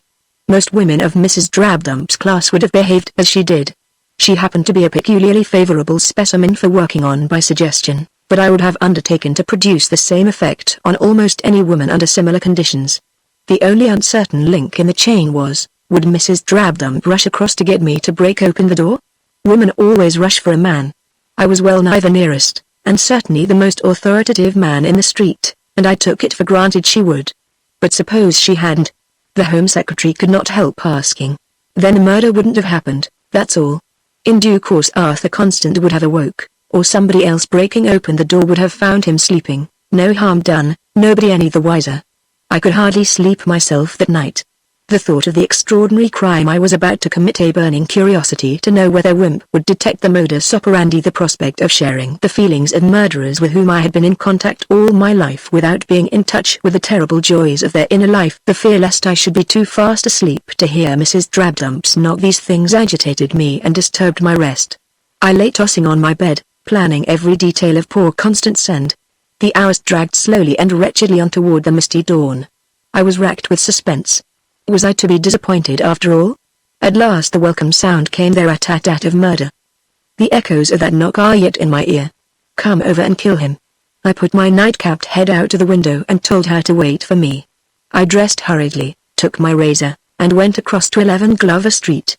As I broke open the door of the bedroom in which Arthur Constant lay sleeping, his head resting on his hands, I cried, "My God!" as if I saw some awful vision. A mist as of blood swam before Mrs. Drabdump's eyes. She cowered back. For an instant, I divined rather than saw the action. She shut off the dreaded sight with her hands. In that instant I had made my cut precisely, scientifically made so deep a cut, and drew out the weapon so sharply that there was scarce a drop of blood on it. Then there came from the throat a jet of blood which Mrs. Drabdump, conscious only of the horrid gash, saw but vaguely. I covered up the face quickly with a handkerchief to hide any convulsive distortion. But as the medical evidence, in this detail accurate, testified, death was instantaneous. I pocketed the razor and the empty sulfonyl phial. With a woman like Mrs. Drabdump to watch me, I could do anything I pleased. I got her to draw my attention to the fact that both the windows were fastened. Some fool, by the by, thought there was a discrepancy in the evidence because the police found only one window fastened, forgetting that, in my innocence, I took care not to fasten the window I had opened to call for aid. Naturally I did not call for aid before a considerable time had elapsed. There was Mrs. Drabdump to quiet, and the excuse of making notes as an old hand. My object was to gain time. I wanted the body to be fairly cold and stiff before being discovered, though there was not much danger here, for, as you saw by the medical evidence, there is no telling the time of death to an hour or two. The frank way in which I said the death was very recent disarmed all suspicion, and even Dr. Robinson was unconsciously worked upon, in adjudging the time of death, by the knowledge, query here, Mr. Templeton, that it had preceded my advent on the scene. Before leaving Mrs. Drabdump, there is just one point I should like to say a word about. You have listened so patiently, sir, to my lectures on the science of sciences that you will not refuse to hear the last. A good deal of importance has been attached to Mrs. Drabdump's oversleeping herself by half an hour. It happens that this, like the innocent fog which has also been made responsible for much, is a purely accidental and irrelevant circumstance. In all works on inductive logic it is thoroughly recognized that only some of the circumstances of a phenomenon are of its essence and causally interconnected. There is always a certain proportion of heterogeneous accompaniments which have no intimate relation whatever with the phenomenon. Yet so crude is as yet the comprehension of the science of evidence, that every feature of the phenomenon under investigation is made equally important, and sought to be linked with the chain of evidence. To attempt to explain everything is always the mark of the tyro. The fog and Mrs. Drabdump's oversleeping herself were mere accidents. There are always these irrelevant accompaniments, and the true scientist allows for this element of, so to speak, chemically unrelated detail. Even I never counted on the unfortunate series of accidental phenomena which have led to Mortlake's implication in a network of suspicion. On the other hand, the fact that my servant Jane, who usually goes about 10, left a few minutes earlier on the night of December 3d, so that she didn't know of Constance's visit, was a relevant accident. In fact, just as the art of the artist or the editor consists largely in knowing what to leave out, so does the art of the scientific detector of crime consist in knowing what details to ignore. In short, to explain everything is to explain too much.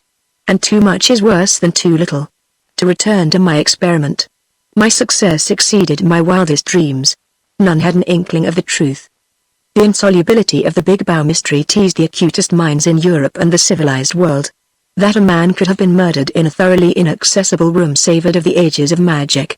The redoubtable Wimp, who had been blazoned as my successor, fell back on the theory of suicide. The mystery would have slept till my death, but I fear for my own ingenuity. I tried to stand outside myself, and to look at the crime with the eyes of another, or of my old self. I found the work of art so perfect as to leave only one sublimely simple solution. The very terms of the problem were so inconceivable that, had I not been the murderer, I should have suspected myself, in conjunction of course with Mrs. Drabdump. The first persons to enter the room would have seemed to me guilty. I wrote at once, in a disguised hand and over the signature of one who looks through his own spectacles, to the pell-mell press to suggest this. By associating myself thus with Mrs. Drabdump I made it difficult for people to dissociate the two who entered the room together. To dash a half-truth in the world's eyes is the surest way of blinding it altogether. This letter of mine I contradicted myself, in my own name. The next day, and in the course of the long letter which I was tempted to write I adduced fresh evidence against the theory of suicide. I was disgusted with the open verdict, and wanted men to be up and doing and trying to find me out. I enjoyed the hunt more. Unfortunately, Wimp, set on the chase again by my own letter, by dint of persistent blundering, blundered into a track which by a devilish tissue of coincidences I had neither foreseen nor dreamt of seemed to the world the true. Mortlake was arrested and condemned. Wimp had apparently crowned his reputation. This was too much. I had taken all this trouble merely to put a feather in Wimp's cap, whereas I had expected to shake his reputation by it. It was bad enough that an innocent man should suffer, but that Wimp should achieve a reputation he did not deserve, and overshadow all his predecessors by dint of a colossal mistake. This seemed to me intolerable. I have moved heaven and earth to get the verdict set aside and to save a prisoner. I have exposed the weakness of the evidence. I have had the world searched for the missing girl. I have petitioned and agitated. In vain. I have failed. Now I play my last card. As the overweening Wimp could not be allowed to go down to posterity as the solver of this terrible mystery, I decided that the condemned man might just as well profit by his exposure. That is the reason I make the exposure tonight, before it is too late to save Mortlake. So that is the reason? Said the Home Secretary with a suspicion of mockery in his tones. The sole reason, even as he spoke a deeper roar than ever penetrated the study. The crowd had again started cheering. Impatient as the watchers were, they felt that no news was good news. The longer the interview accorded by the Home Secretary to the chairman of the Defense Committee, the greater the hope his obduracy was melting. The idol of the people would be saved, and Grodman and Tom Mortlake were mingled in the exultant plaudits. Templeton, said the minister, have you got down every word of Mr. Grodman's confession? Every word, sir. Then bring in the cable you received just as Mr. Grodman entered the house. Templeton went back into the outer room and brought back the cablegram that had been lying on the minister's writing table when Grodman came in. The Home Secretary silently handed it to his visitor. It was from the Chief of Police of Melbourne, announcing that Jessie Diamond had just arrived in that city in a sailing vessel, ignorant of all that had occurred, and had been immediately dispatched back to England. Having made a statement entirely corroborating the theory of the defense, pending further inquiries into this, said the Home Secretary, not without appreciation of the grim humor of the situation as he glanced at Grodman's ashen cheeks. "I have reprieved the prisoner. Mr. Templeton was about to dispatch the messenger to the governor of Newgate as you entered this room. Mr. Wimp's card castle would have tumbled to pieces without your assistance. Your still undiscoverable crime would have shaken his reputation as you intended." A sudden explosion shook the room and blent with the cheers of the populace. Grodman had shot himself very scientifically in the heart. He fell at the Home Secretary's feet, stone dead. Some of the workingmen who had been standing waiting by the shafts of the hansom helped to bear the stretcher. The end.